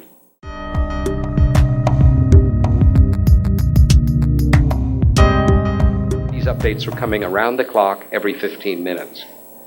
When he checked the room 5 minutes later, at 1:50, it was empty, and a search was immediately commenced. 2 to 3 minutes later, a duty nurse on the 7th floor reported hearing a loud sound from a window. It was James Forrestal's body hitting the 3rd floor roof.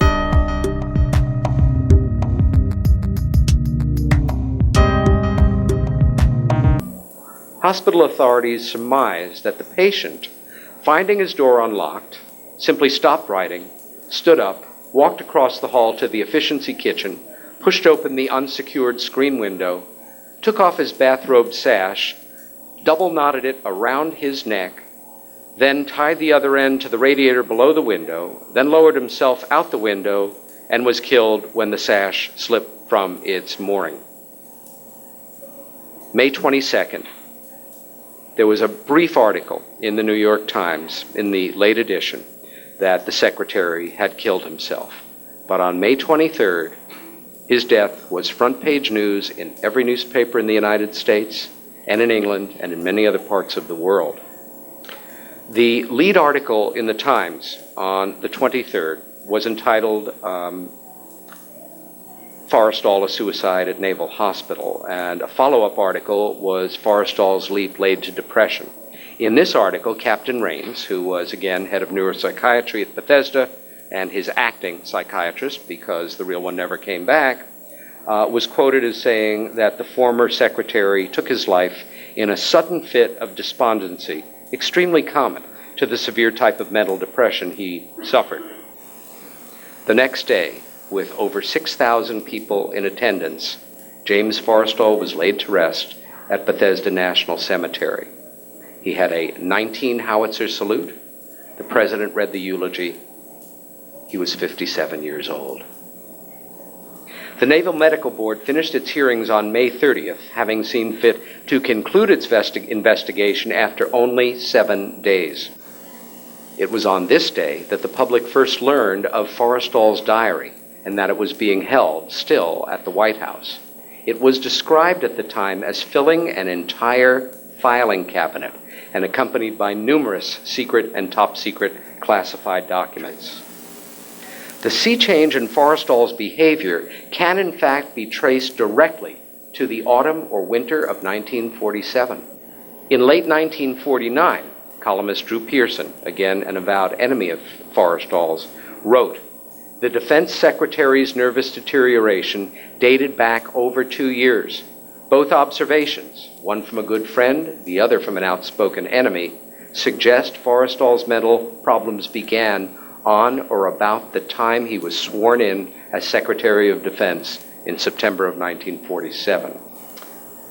But the Times characterized the book as a wealth of observations made just prior to and just after World War II by a man who, aside from standing at the center of great events, was acknowledged to be an accurate observer of the history of his time.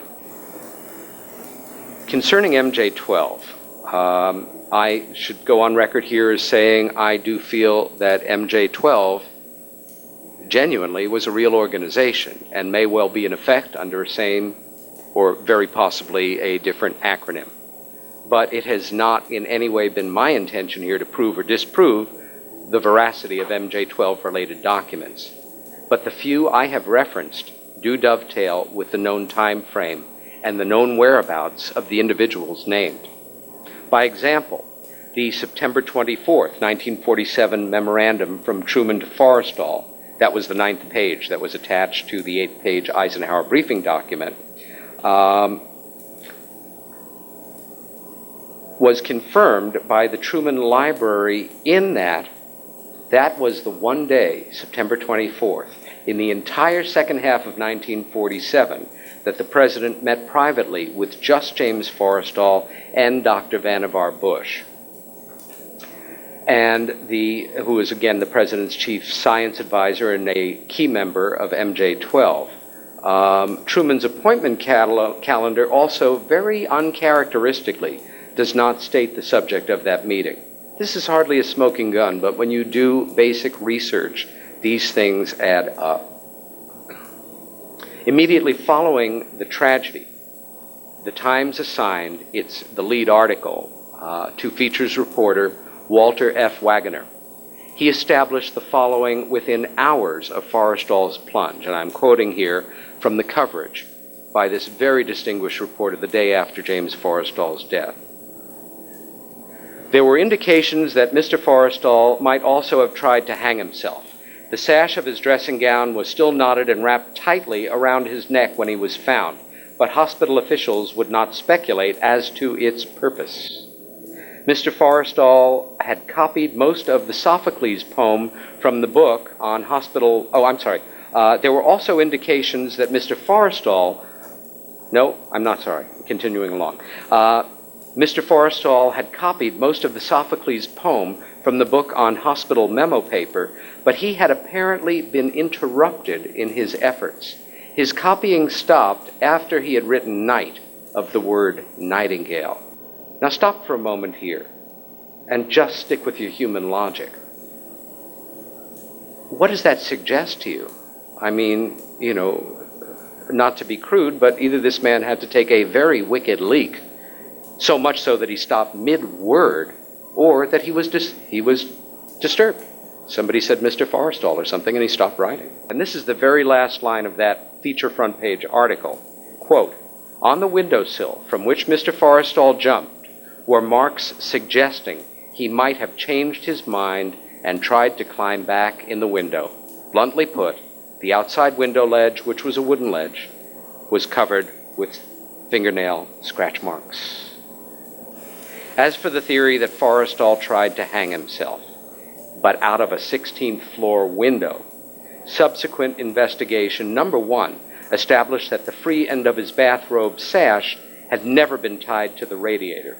This meant that he would have had to have knotted the sash around his own neck and tightly, then thrown himself from the window, but of course he changed his mind, tried to get back in, or that one or more individuals tied the sash around his neck for him and then assisted him out of the window.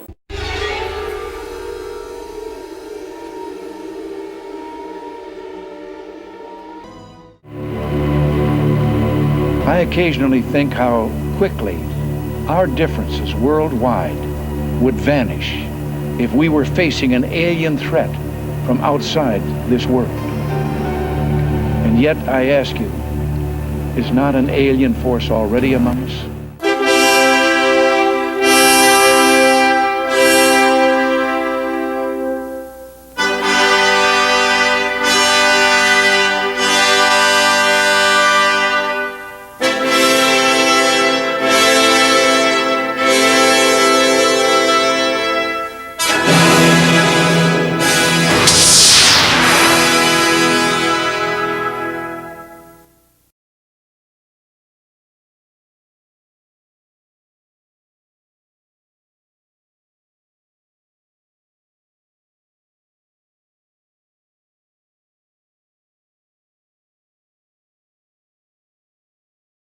Story of a CIA whistleblower regarding the UFO ET question. Stargate Productions became aware of this whistleblower in 1997. During the intervening years, Stargate Productions has vetted the Principal Stein and his family and found his story to be absolutely true. Agent Stein entered the U.S. Army from a farm community in 1956. His intelligence brought him a plum job with the Army Signal Corps as a cryptographer. In fact, he was so accomplished at his work, the Army made him an instructor for the entire course. He was assigned to a base in the eastern part of the United States. While teaching, he became friends with the Army base commander. After observing Stein for a year, the commander asked Stein if he would like to make some extra money doing an additional type of work. As it turns out, the commander was also the station chief for the CIA located at the same base.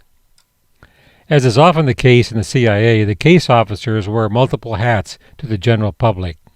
Stein agreed to be recruited into the CIA while still drawing an additional paycheck from the U.S. Army.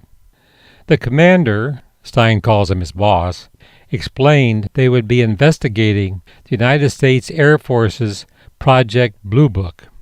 It was a public relations disinformation campaign from the very beginning. Stein, in his new position, was tasked with examining the Air Force's secret real UFO files that were channeled through Fort Belvoir, Maryland. They found many of the secret documented reports of UFOs and aliens from first-hand witnesses to be true. One day in 1958, his boss, CIA station chief, came to him and said they were going to upgrade his security clearances to prepare Stein for a duty in the intelligence network of the White House. Stein and his boss were to brief both President Eisenhower and Vice President Nixon on what they had uncovered dealing with the UFO situation. President Eisenhower tasked the two of them to be his envoy to Area 51S4. Ike knew he was not getting the true information about what was going on at this most secret base. Stein and his boss found out that the base was under the control of what was called MJ-12. While at Area 51S4 compound, the two agents were shown a live alien, an autopsy film of another alien being dissected, along with various types of saucer-shaped craft. Some of them, they were told, were of German origin. After reporting back to the president, they were charged with going back to Area 51 and demanding the personnel in control must come to Washington immediately or face the wrath of the president, who threatened to send in the First Army from Colorado to take control of the base no matter what classified information was stored there. Stein faced serious health concerns. Therefore, it was determined to conduct this most remarkable videotaped interview on March 5, 2013, with longtime UFO researcher and author Mr. Richard Dolan. Due to death threats, Stargate Productions gave Stein and his family assurances his real name would never be divulged until after his death. Implications. The testimony you're about to watch has such broad and earth-shattering implications, it was decided to make available to the public a companion video which expands the various statements by CIA agent Stein in depth. In this interview, Stein's health was obviously failing. We were not able to explore the previous testimony he had given Stargate Productions that are outlined in the book Area 51 Whistleblowers. The companion video, entitled Corroborations of CIA Agent Stein's Testimony, will be led by longtime scientific consultant to Stargate Productions, author, historian, Dr. J.J. Hurtak, founder of the Future Science Foundation. As we get older and older, I'm 77 right now. You can't live forever, you know. So if this procedure I'm going to have to clean the blood doesn't work, then I've got probably a few more months to make it before my kidneys shut down, you know. So that's kind of why I'm kind of going along with the interview at this time. You're seeing that what you went through is just too important for people not to know about. Yeah. Yeah. You just, can we start at the beginning with your military career and just walk through what exactly your experiences were? Was drafted into the military and got into the U.S. Army. After that, I was sent to the Signal Training Center in eastern United States. What year would this be? 58. I went through the Signal Training course, and at that time, I went through the radio teletype course and also the cryptography course, crypto. They had 5 instructors that were getting out of military service. So they pulled the top 5 students, and I was 3rd in the class. So I got pulled as an instructor. Now, were you at this time also working yet for CIA? No. Not yet? No. No, and then I was teaching there, teaching cryptography. I already had a top secret security clearance. So, after one day, my boss came to me and he said, how would you like to, make some extra money? And I said, oh, money is good. So he explained to me that he could put it through. I would have to get a top secret White House Q clearance for the job, And I thought, boy, must be a pretty exclusive thing, And I said, well, what is this? And he said that I'm director for the CIA for Eastern United States, And I said, oh, I didn't know that. And he said, you weren't supposed to. So, real nice fellow. He worked in World War II. He worked for the OSS.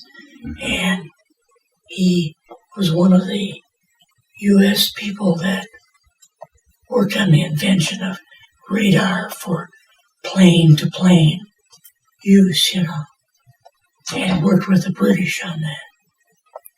And very sharp fellow. And so after about 6 weeks, my security clearance came through, and I know they checked with my high school teachers and everybody. They couldn't figure out what in the world was happening. So I finally got the clearance, and I got my CIA card. It was an ID card, like a credit card, where I could just go up to the door and slice it, walk right in. Did it say CIA on it? Central Intelligence Agency? No, it didn't. I wouldn't think so. It had some, and my name at that time, I used an artificial name too. Never used my real name. So, and he had a select name that he used. But that was quite a deal. We could walk into Fort Knox or walk into any secure place and use my card and walk right in. That had to be kind of a nice feeling. Yeah, kind of a powerful feeling. But that's how I got into it. And then when we got back to my, at that time I was through with the class I had. Instead of picking up a new class, I started working with him on the project he was on. And that was,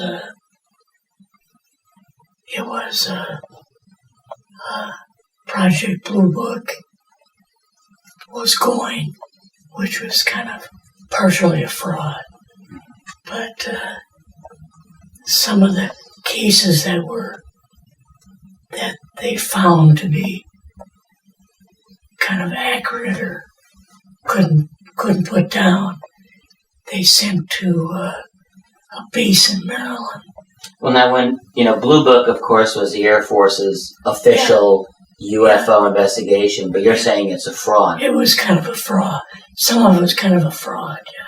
Why do you say that? It was because some of the people some of the cases they had, somebody just made up. They weren't even real people. You're saying some of the Blue Book cases were completely fictitious? Yes. So they would create a case and then it would be solved? Yes. Like that? That's it, really? Yes. It was, but the cases that we got came from, I think it was Fort Belvoir, Maryland. Mm-hmm. Fort Belvoir? Yeah. And it didn't come from the Pentagon, or it didn't come from CIA headquarters. But we would get reports about a certain sighting that they had in Mexico or Italy or something like that. And then we had people that would follow through on it, that would go out and interview the people to see if they were nutcases or if it was real. So they'd be going overseas frequently? I wasn't, but I always stayed statewide. But the people we had working with us from the CIA would do that. Mm-hmm. I know they went to Italy on one case where they saw the saucer land and little greys get out, and they were shoveling up like little plants, vegetation, and so on. What kind of evidence was obtained in that particular case? It was film of the whole thing, that this party in Italy had filmed it. And they were taking these plants and putting them in little pots and putting them back on the saucer craft. 1950. 50, that was probably 58, yeah. Fall of 58. Okay. So, If you saw the images, what actually did you see? well, I saw these little greys and the jobs that they were doing. Not grays, how, like, About tiny? 3 to 4 feet tall. 3 feet something. Were they called grays at the time? No, they called them, what's the initials government came out with? EBE. Pardon? EBE. EPDs. So, and then the craft loaded up and flew off. Did you notice like the eyes? You know, when we think of the grays, we've got the big black wraparound eyes. Did they have eyes like that, or did they look differently? Could you get? No, they didn't have big wraparound eyes. I guess there are different types of grays and so on, and just like the Roswell gray. Well, they're not grays. The Roswell aliens looked just like about an 8-year-old boy. They had proper eyes, proper ears, proper nose. They looked just like little miniature boys, you know. How did you see that evidence? Well, at the later on at S4, we viewed the autopsy film. And in the autopsy film, I saw these particular aliens, but they didn't look oriental, or they didn't look like the grays and all the pictures you see. Well, I should let you go through the rest of this story. I don't want to interrupt the flow. So you're looking at evidence from Italy and elsewhere in the world. And Mexico. Mm-hmm. And so we would analyze that, and when we'd send people out, they would come back with a report, interviews of a report of whatever they saw, you know, and so on. Mm-hmm. It's amazing because, say, why in the world would the aliens be collecting earthly specimens? Mm-hmm. There was a reason for that. It's because when they flew back to the Pleiades binary star system, there's 2 Earth-like planets on at least part of one of the Earth-like planets. They may have one like a continent or something like that they've got all the vegetation from the age of the dinosaurs. Now, how's all this known to you guys? I learned this later on when I was at S4 from reading the interviews. Otherwise, I would never know it, you know. When you were prepared for the first time that aliens were real, I mean, that's a very big thing for anyone to deal with. How did they prepare you for that information? Yeah, I was coming into the Army fresh off the farm, you know, so I really didn't have much knowledge of anything, but my boss filled me in on Project Blue Book and what they had found so far, as far as grays and aliens and the Roswell incident. How did you feel when this first got dumped on you? When you first learned about this? I was just kind of overwhelmed with all of this, you know. I said to him, I don't know if I'm going to be able to be a judge of this type of thing. What's real, what's not, when I don't have much knowledge of it, So. What did he say? He said, well, we have to build the information as we go, and you'll see how this thing is working out. And then the other thing is, of course, you really weren't able to tell family or close friends, obviously. No, I couldn't tell anybody. In fact, I had to take a vow that I wouldn't tell anybody. A lot of it for 40 years, and more of it for 50 years, which is up in 2010. So I couldn't tell a soul, and they used to ask me when I would go home, what are you doing? I said, teaching a class. Mm-hmm. Yeah, right. So, teaching cryptography. Of course, the farming community, nobody knew what cryptography was, so I had to go in a long explanation of that. I didn't notice this in any of the notes when I was reviewing it, but if you're doing cryptography, were you dealing with the National Security Agency? We did, yes. But you weren't part of that at all? No, it wasn't part of that. But, so eventually we got more and more into the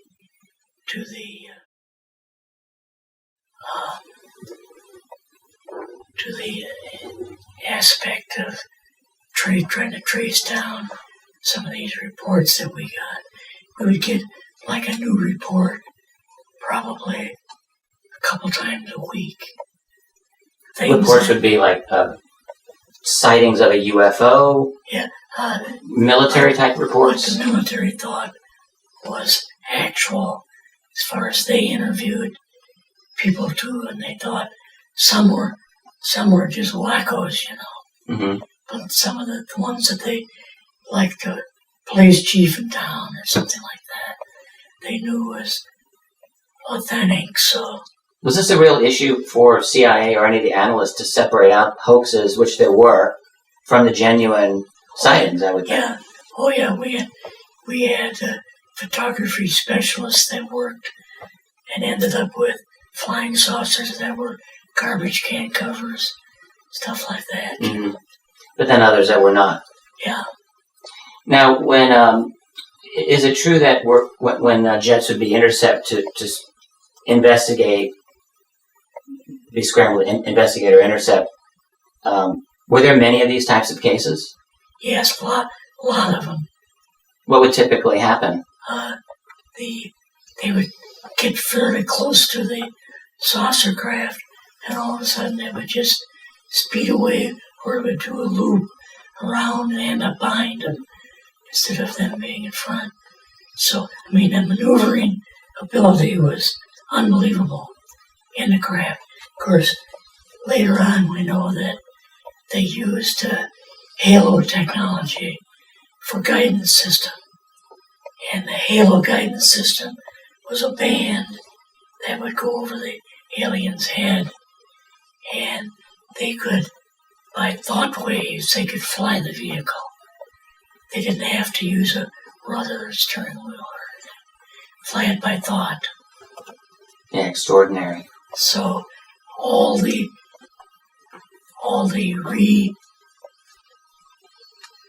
re-engineering and things that we've done, we've always got dual controls.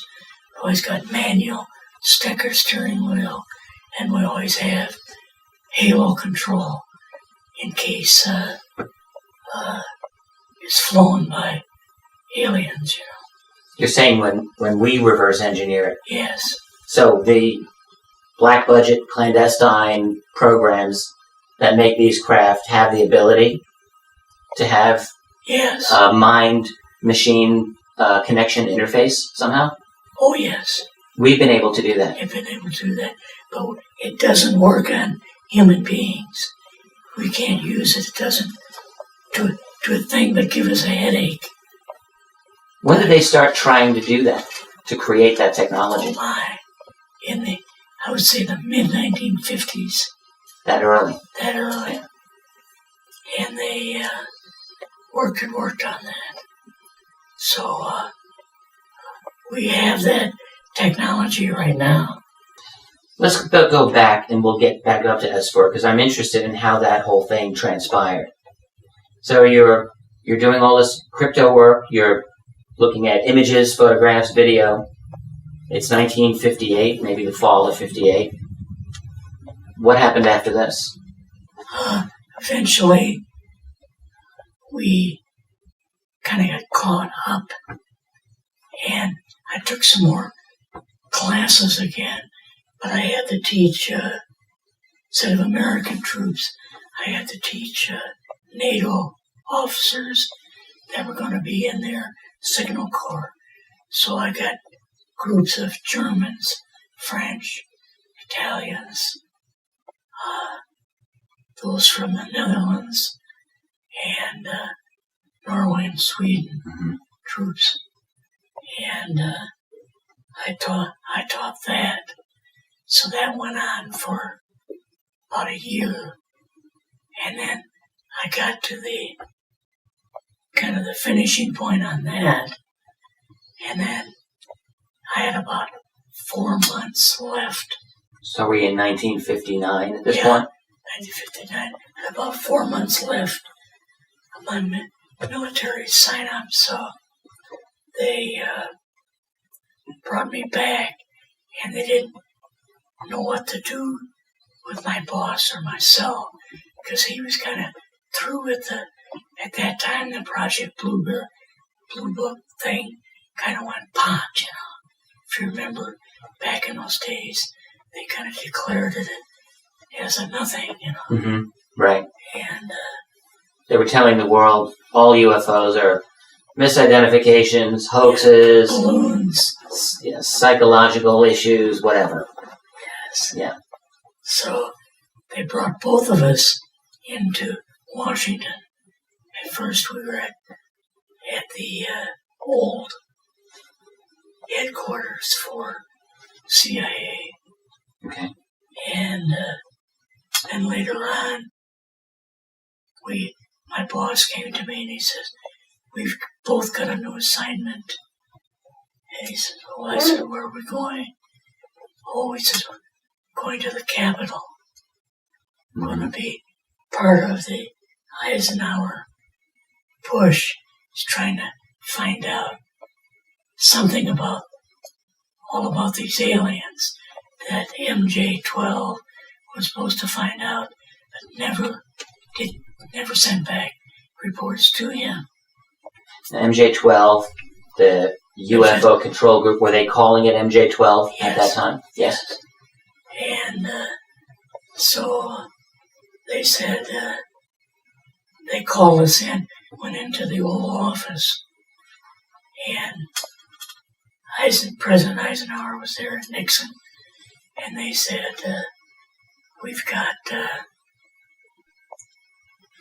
we called the people in from MJ-12, from Area 51 and S4, but they told us that the government had no jurisdiction over what they were doing, that they had complete control over what was happening there, and so on. So who had complete control? The MJ-12.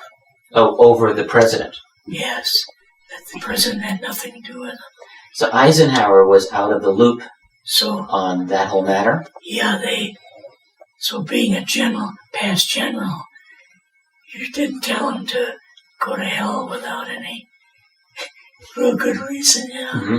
So he said, "I want you and your boss to fly out there.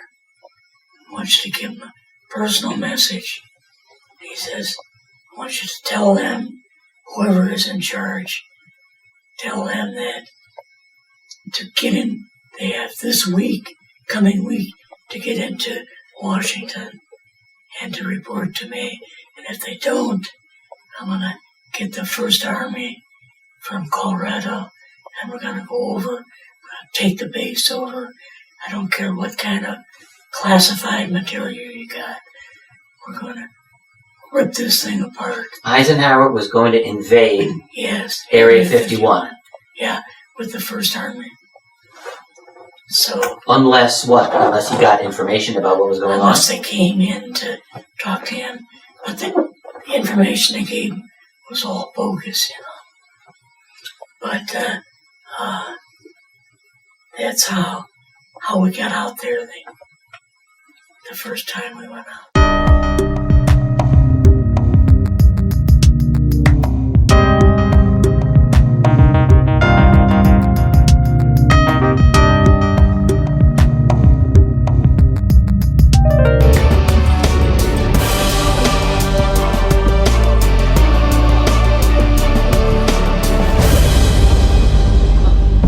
Good evening, everybody, and welcome to Matrix TV. And the dumbing down of America stops here. Coming up in a few minutes is first-time guest Ron Garner. Ron is a documentary filmmaker and co-owner of the original UFO Enigma Museum in Roswell, New Mexico. If everybody here has seen Bob Lazar's poster, that's the closest thing you'll see until you see the real one of a flying disc. Anyway, there's also some question on grays, and you noticed, I see all these various different suits and all that. They wore a shirt and a pair of pants. Their shoes were a little different, but then I just did this about 3 weeks ago. This guy's name is JRod. Imagine that, J-A-R-O-D. That's a translation for whatever, they had given the translators at the facility that I worked at. There's a lot of linguists. There's so many people involved in this whole particular project. It's just insurmountable. One of the things I wanted to say and bring out that the reason why everybody talks about the government's not going to do this, the government's not going to do that. Well, let me tell you guys something. That's the government you know. There are little countries in this country. You got one not so far from here. It's part of Area 51, but a portion of that facility is a separate country, and that is not the government. That's a separate entity in its own. Okay, we're back with Ron. Listen, we just aired this clip from this Bill Uhouse, and you mentioned him earlier on in the interview, but what did he do? What did he exactly do? Was he at Area 51 or only in New Mexico? Oh, no, he was at Area 51. Oh. And I'd interviewed his son, Will Uhouse, for 4 hours. And Bill just passed away May of last year. And I'm told that his son got a cache of information from his father that he will share at the right time. Well, Bill Uhouse, I first met him at a conference, UFO conference in Las Vegas in '93, and then other people that I know interviewed him. I have about 3 or 4 hours of video and audio of him. You played some of it there. Mm-hmm. But he was a Marine pilot in World War II. Then he worked at Wright-Patterson Air Force Base. And then they recruited him and they wanted us to work with the extraterrestrial people. And he tells in my video how, and this is just pure logic, that he was tested to see if he could deal with working with extraterrestrial people. A lot of people can't. And that's another big story that ufology doesn't understand. That one of the reasons for disclosure is the ET people are fed up with talking to second and third tier people. The really sharp scientists, Dan's an exception, but the really sharp scientists are not going to work in those conditions of secrecy. Yeah. And no matter how much they get paid, so Bill Uhouse, they tested him, and he passed the test with flying colors. He says it on my video. So he was able to work with the extraterrestrial. And the extraterrestrial was an engineer. He was, when they were building the simulator to teach our pilots how to fly the UFOs, Bill Uhouse would ask the ET scientist, where does this go? What's the calculation?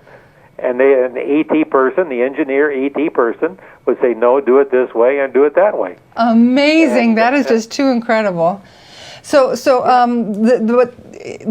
what really got me about Bill's clip was that he says there are separate countries. Yeah, this is fascinating. Within the country. What does that mean? You mean within our country? in our country, at Area 51, it's a separate country. It's just like an Indian reservation. Oh, okay. They don't go by our laws. That's why the president can't go there.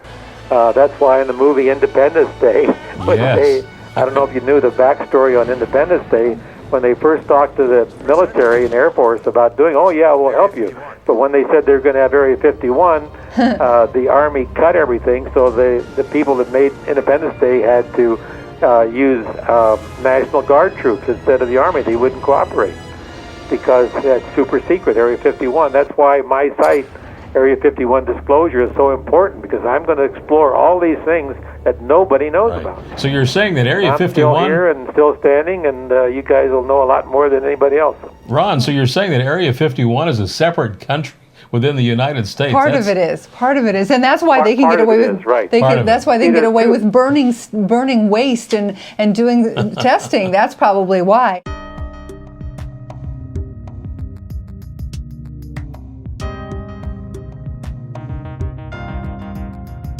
You go out with your superior. Yes. You fly out. You land. What happens? Can you describe this whole process? What you saw?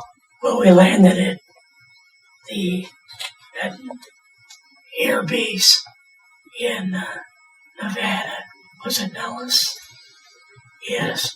And then we went by a small computer plane, like up to Area 51, and we landed there. And then, instead of taking... Did you see anything at Area 51 while you were there? Just a runway. That's it? Okay. Yeah. But then it took us by a van, like a small school bus. Mm-hmm. They held about 18 passengers. They took us the 13 or 15 miles south to S4. Now, were you with only your superior officer, or were there other people with you? There were other people. There was a colonel that was in charge. Mm-hmm. And he had his first name on his name tag. Just first name. Which they never do, But I can't think of what it is right now. It's in that report, mm-hmm. that I filled out. But anyway, we got down there, and he said that we told him we had a message from President Eisenhower, and we were going to want to talk to whoever was in charge. And well, he said that right now that would be me, because the other two guys are at a meeting at the Bohemian, whatever it is. Bohemian Grove? Grove in California. They had some kind of an annual meeting there. Yes. So that's a notorious kind of masters of the universe get together at Bohemian Grove, and it's like almost like a Bilderberg type of a thing. Yeah. And they were doing that in 59. They're telling you this. But so we talked to him. We told him that President Eisenhower told us that they had better come in next week to Washington. So he had to call him at Bohemian Grove and tell him to get to Washington, where Eisenhower was coming with troops. So he asked me, do you think Eisenhower will really do this? And I said, you can bet on it. I said, he's going to be standing right in your doorstep. I said, he will be here. I said, nobody tells a former general to go to pot, without the guy coming and getting revenge. This is an incredible level of disrespect. Yes. Showing the President of the United States, the Commander-in-Chief of the Armed Forces, right, a 5-star general, right, hero of World War II, and they're just ignoring him as if he doesn't matter. So they went to Washington, but gave him the usual spiel on what they were doing as far as the black program. And that What was the usual spiel? At that time, they, of course, invented the U-2. Mm-hmm. And at that time, they had the blackbird on the drawing boards. And they had models of it. And The Blackbird they had was a Series 1, a model, because it had a round fuselage, didn't have the flat bottom to ride on its own sound waves. So I know it wasn't a hypersonic job. Okay. So later on, a couple of years later, they come out with the real SR-71. Yeah. But that was the two things that they did. So meanwhile, you're at Area 51. You've got the colonel there. You told him all of this about Eisenhower. What happened after this? Well, they did, of course. After this, they went and showed us the base. S4. Now, Area 51 has got like a large building where the whole floor goes down. But at that time, there was no basement. There was nothing. It had Area 51. But S4 had, like, right along the edge of the mountains, had like different garage door openings. Okay. And in these garage door openings, they had like different saucer crafts. The very first one had the Roswell craft. What did it look like? It looked real shiny. And did you get an idea about how large it was? Probably. It was not a saucer craft as far as being round. It was like a shape of a spade shovel with a pointed front, with two rears to it, with two vertical stabilizers on it. You ever see the image that Kenneth Arnold showed of the flying discs that he saw in 1947? There was sort of like a crescent.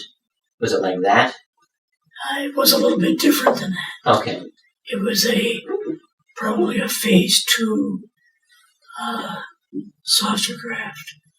But was it damaged at all, or was it intact as far as you could tell? Damaged on the starboard side. It was kind of crashed up. But apparently every alien that was in it died except for a couple. Okay. Except for two. One was scrambling up the little embankment out of the gorge that it was in, and some stupid soldier shot it. So one was dead, and of course the other ones were dead. And they were all, bodies were brought back put on a pallet and brought back to the airbase at Roswell, and were kind of examined there, brought into a local clinic and examined by some doctors they had there, and some nurse that they had was real mouthy, and she wouldn't keep it a secret, wasn't going to keep it a secret. Was this something you knew at the time? Yes. You were briefed on this in some way? Yeah, I was briefed on this by one alien they interviewed that survived. All right, well, we're going to come up to that, I think. Right, we're about there. So right now you're looking at the craft. Yes. As you're, I guess, really entering the facility, just about. Yeah. So you see the Roswell craft, and what are some of the others that you see? Well, the Roswell craft was really strange because it looked like real heavy aluminum foil. We could rock next to it, and you could rock it. The whole thing probably weighed 150, 300 pounds. Yeah, that's it? That's it. And they had tried to Colonel said they tried to reverse engineer the power on that one, and they couldn't do it because the entire craft was tied up in like a guidance system. And the uniforms that the little aliens had on were tied into the system, and without those aliens being active and so on, they couldn't manifest. They couldn't get this thing to operate. Could they tell what the source of power was of this craft? Yeah, it was like a reverse gravitational thing of some kind. Okay. But in fact, later on, I got the mathematical code for reversing gravity in a 3x5 card, and I used to carry it around in my pocket. How did you get that? I got it from S4. When I was going through the thing, they had some copies, so I just took one. Wow, that's taking a bit of a chance. Yeah, but at that time, they really didn't watch what we were doing real close.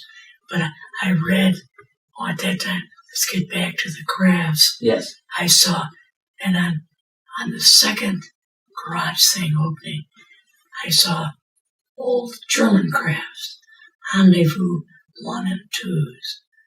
I knew from what my boss had told me about the Rendezvous 1 and 2, what they were. And of course, he was right there with me, you know. And what did your boss tell you, or what did you learn about the history of the Hanabu craft? When were they made? How operational were they? The first one was made in 1927, I believe. 27. Yes. Mm-hmm. And the Germans developed a reverse gravitational power plant, and they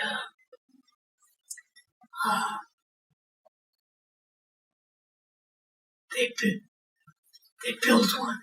They were trying to design this. They couldn't. And they had this woman who was a medium, and she went into some kind of a trance, and she wrote down all the mathematical equations for reversing gravity. And that's how the Germans got it actually from an alien. So essentially they got it through a kind of clairvoyant connection Yes. to an alien intelligence. Yes, that's how they got it. Now, were these operational during World War II, as far as you learned? Yes. Where were they used? They, unfortunately, Hitler didn't want to use them to a great deal, shoot down our crafts and stuff. I mean, the obvious question would be, why not? This is an incredible weapon. Yes, because he didn't want to lose them. You know, at that time, when they really, 44, 45, 43, when they came out with them, they didn't want to lose them because he already thought he was losing the war, and that That they would not make enough of a difference? that he would use it. They would use them for World War III and not World War II.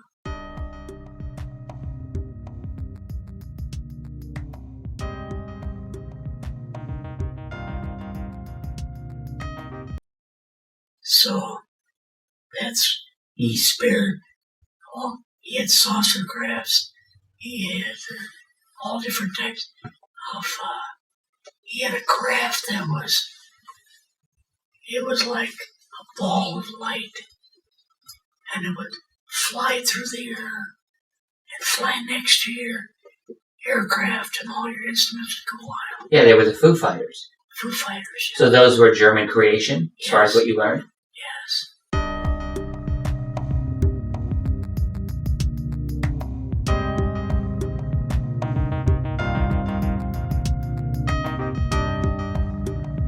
I was a fighter pilot in World War II. I served a career of 24 years as a fighter pilot in the United States Air Force. But I was a young fighter pilot in World War II, and I was a captain in the Air Force near the end of the war. And we began receiving reports sometime in 1943 of Foo Fighters, fireball fighters. They were balls of brilliant light, sometimes brilliant green and sometimes brilliant orange light, sometimes the size of a basketball and sometimes much bigger, that would get in formation with our bombers and stay there. Nothing you couldn't shoot them down. You couldn't, no matter what maneuver we went through, they stayed exactly in position. I had friends who reported these balls of fire appearing outside of the cockpit of a fighter aircraft, only 10 and 15 feet away, and they did every maneuver they could think of, dives and rolls and everything, trying to get rid of this ball of fire out there, and it remained in exactly the same position no matter what they did. This represented a technology far superior to anything that we had encountered anywhere on the planet before. We thought these objects were being manufactured by the German government because they were our opposition at the time, and we thought they had discovered some new technique because we had already experienced other instruments, other vehicles that passed through the bomber formations at very high speed that also had glowing tails. We had close approaches of disc-shaped craft, not as close as one would like, but following bomber formations. We knew that the rockets had been perfected, and we thought that most of these were simply a further extension of this rocket technology, and we believed that they were all being produced someplace by the Germans. So, I just have one question about the Hanabu craft. If it was the first, was it conceived in 1927 or built? I only ask because that's actually before Hitler even took power, many years before, when Germany was still under the Versailles peace treaty stipulations and all that.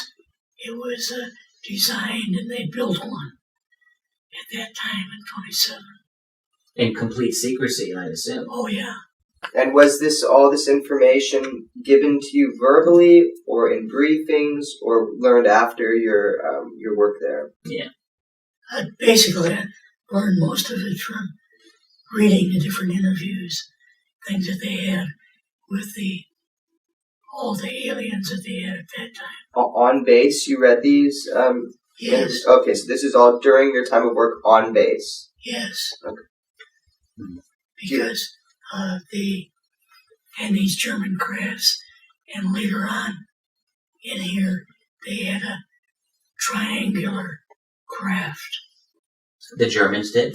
No, that was an American version. Americans created a triangle craft back in the 50s? Yes. It was a small thing. Can I ask you, I hate to interrupt you, when you're reviewing the various reports of flying saucers while doing your job, did you have a sense of, this one's German, this one's alien, and how much of one were you getting as opposed to the other, and where were the German ones, if you were tracking those, where were they coming from, and so on? Well,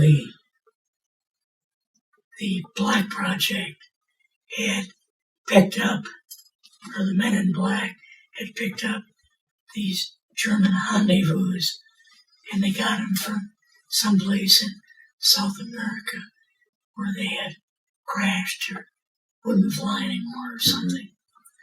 And they brought them back up by boat.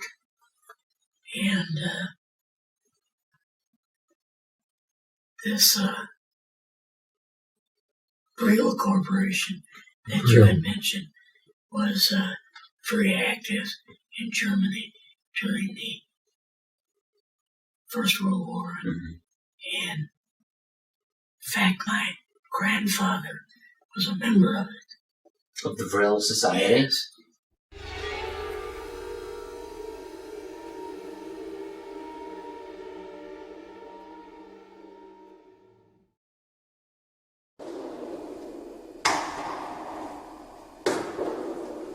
A little-known occult group may have been an inspiration for one of the most terrifying ideologies of the 20th century.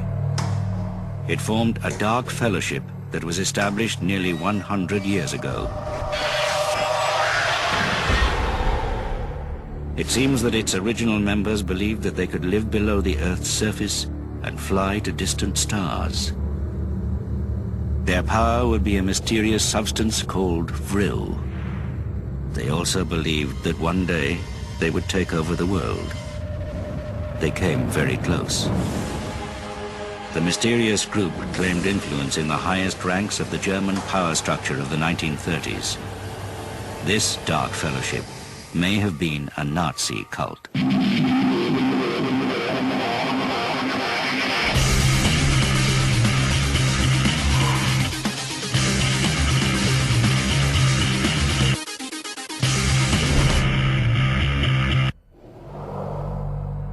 The stories of history's dark fellowships strike fear into many hearts. But what are the truths behind the stories?